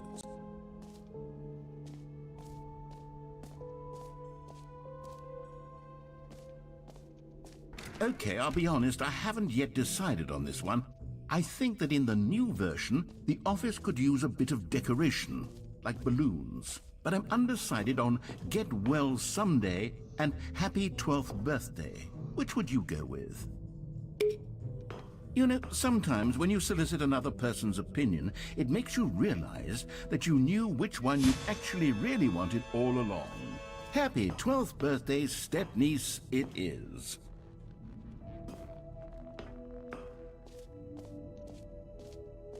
Or actually, maybe I should have gone with... No, I've made my decision, we're moving on. You know what? Let's bring the jump circle back for Stanley Parable 2 as well. It's a...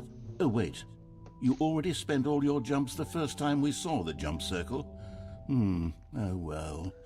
I suppose it can just be a nice decorative piece then. Whoops.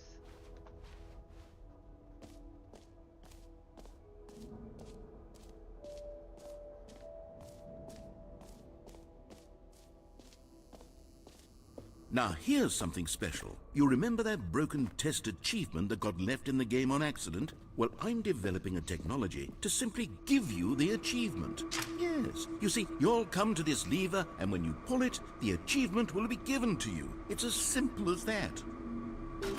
Okay, perhaps I should have clarified. This is technology that will exist. Right now, the achievement is still fully broken. I'm not a wizard, Stanley, but I guarantee it will be fixed in the sequel to at last satisfy the hordes of ravenous fans all over the world who have been uproariously demanding this feature. Gamers, we hear you, and I promise it will happen.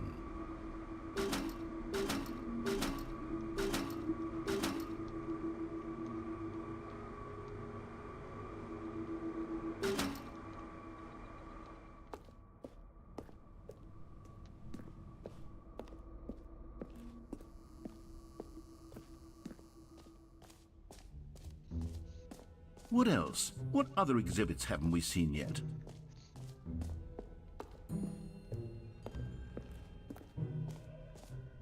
Ah, collectibles.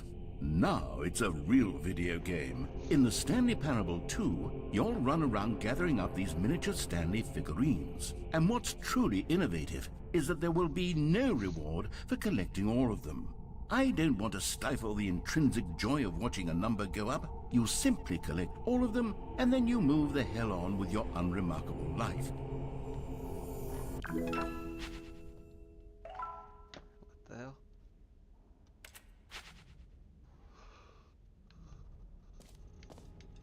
Oh, man, God, it really is the worst when you collect everything in a video game, and then they give you a big fancy reward for it. Absolutely tragic.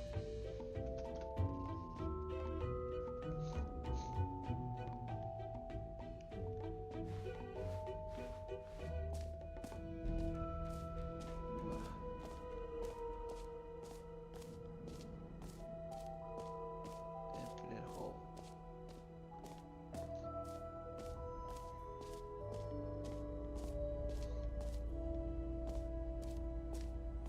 Stanley, here's an idea that I'm truly fond of. It's never been done before in a video game.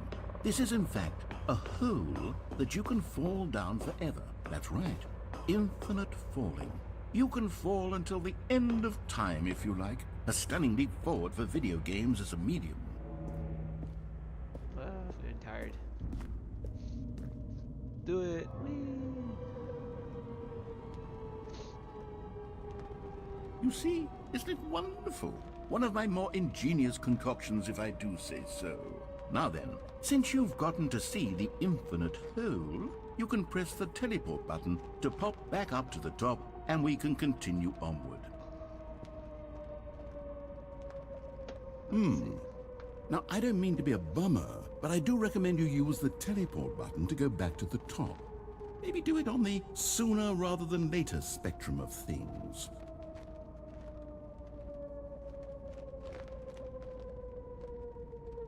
Okay, Stanley, I don't know quite how to say this tactfully, but it's possible that I slightly exaggerated the infinite nature of the hole. Is it a very, very deep hole? To be certain it is. It's an extremely deep hole.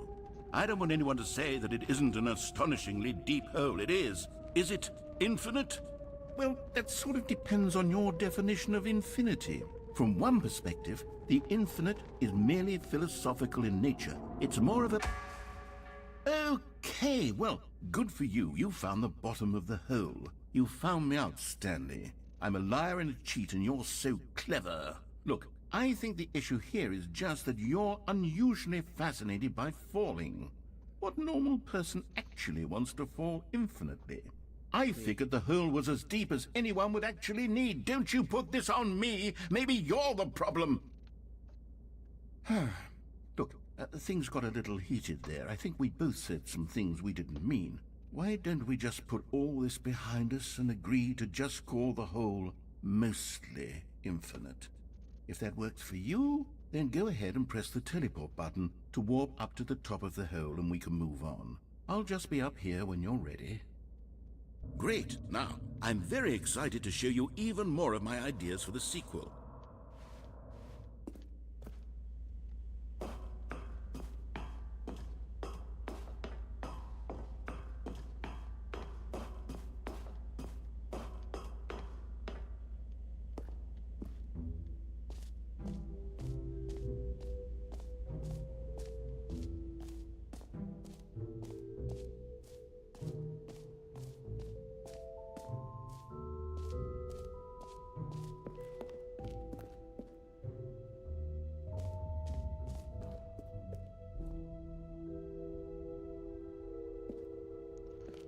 Spacing out now.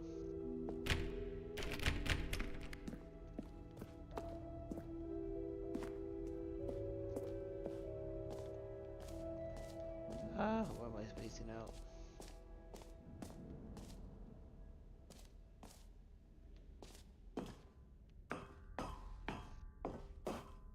An epilogue would be fun, wouldn't it, Stanley? Yes, it would go at the end of the, well, we'll figure that out later.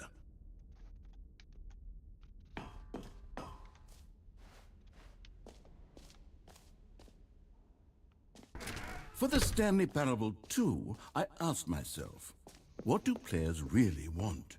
And of course, the first and most obvious answer is that they want to be individually recognized and validated as people. So with that in mind, my first addition to the game is this button which speaks the name of the person playing the game. Isn't that wonderful? Jim.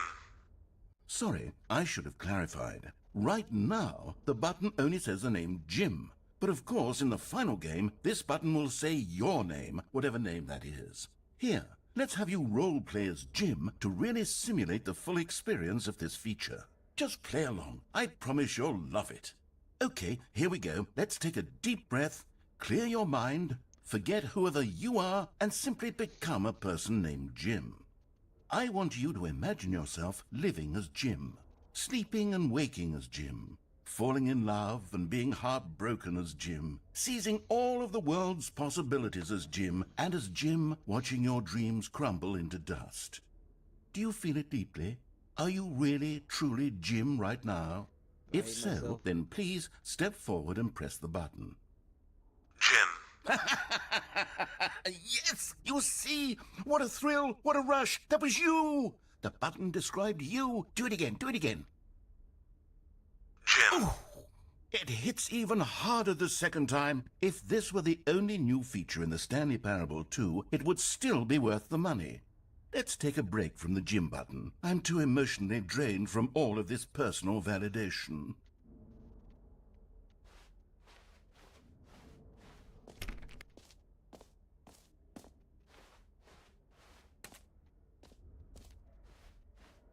Alright, I'm gonna end it there. Wait. Let me finish this. This has to be somewhere I can end it.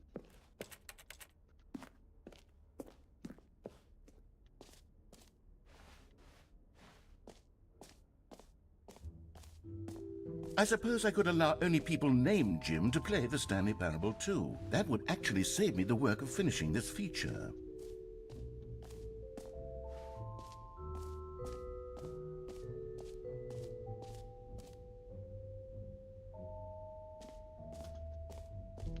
Ugh. What's in here?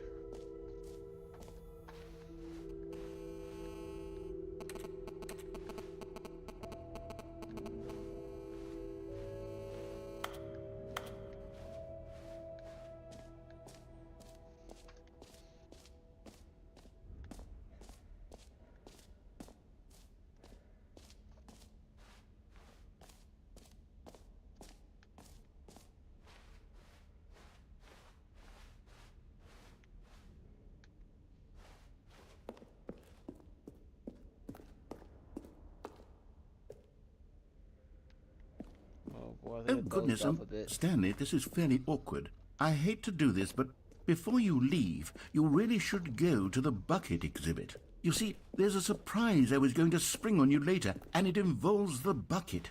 And I really do hate to break the illusion, but it's important that you go see the bucket, okay?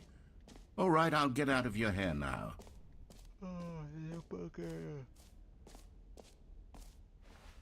Oh, did it come up here? That's weird. A common complaint of the Stanley Parable was that it was confusing and paradoxical, that it engendered a chaotic sense of reckless despair in those who played it. Well, I am happy to say that after much consideration, I've engineered a clever solution to this fundamental problem with the game. It's the Stanley Parable Reassurance Bucket. You see, Stanley, anytime you're holding the bucket, a sense of calm and ease will fill your mind and your heart. It's true. As long as you hold on to the bucket, the many disorienting contradictions of the Stanley Parable will feel perfectly normal and perhaps even comforting. You may even come to long for the gentle embrace of jarring cognitive dissonance while the bucket is in your arms. And to be honest, it's a much more convenient solution for me than actually redesigning the game to be less uncomfortable. Can you imagine what a pain in the ass that would be? Yes, the bucket is the perfect solution. Come on, give it a try.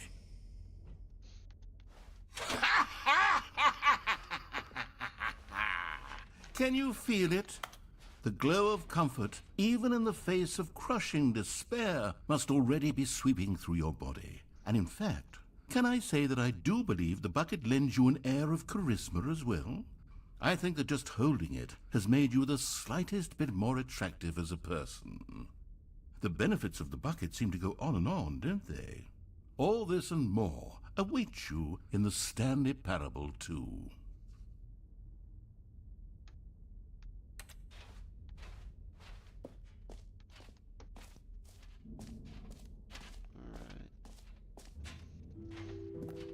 Does anyone give out awards for most enjoyable bucket in a video game?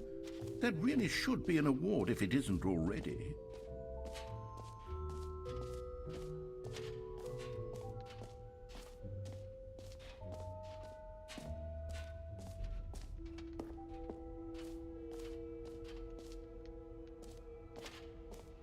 Yeah, I think I'm done for today.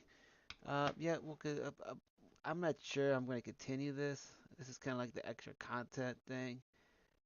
Just gonna pause it here. If I play tomorrow, we're just gonna finish this up. But I don't expect a long stream. Maybe a short one. But yeah, so far I like it. I really do enjoy it. Just excuse me yawning. It's almost midnight here. I went to the gym, that sort of stuff. It's normal. But yeah, I do like it. I do like the third world break, or what was it, fourth wall break, or third wall, whatever. The thing that Deadpool does in the movies. The narrator knows, you just do whatever it tells you to do. Oh yeah, breaking the fourth wall. Yeah, that's what it's like. That's what it's called. But yeah, so far so good. I enjoyed it. Way better than the last two games. And yeah, I'll see you.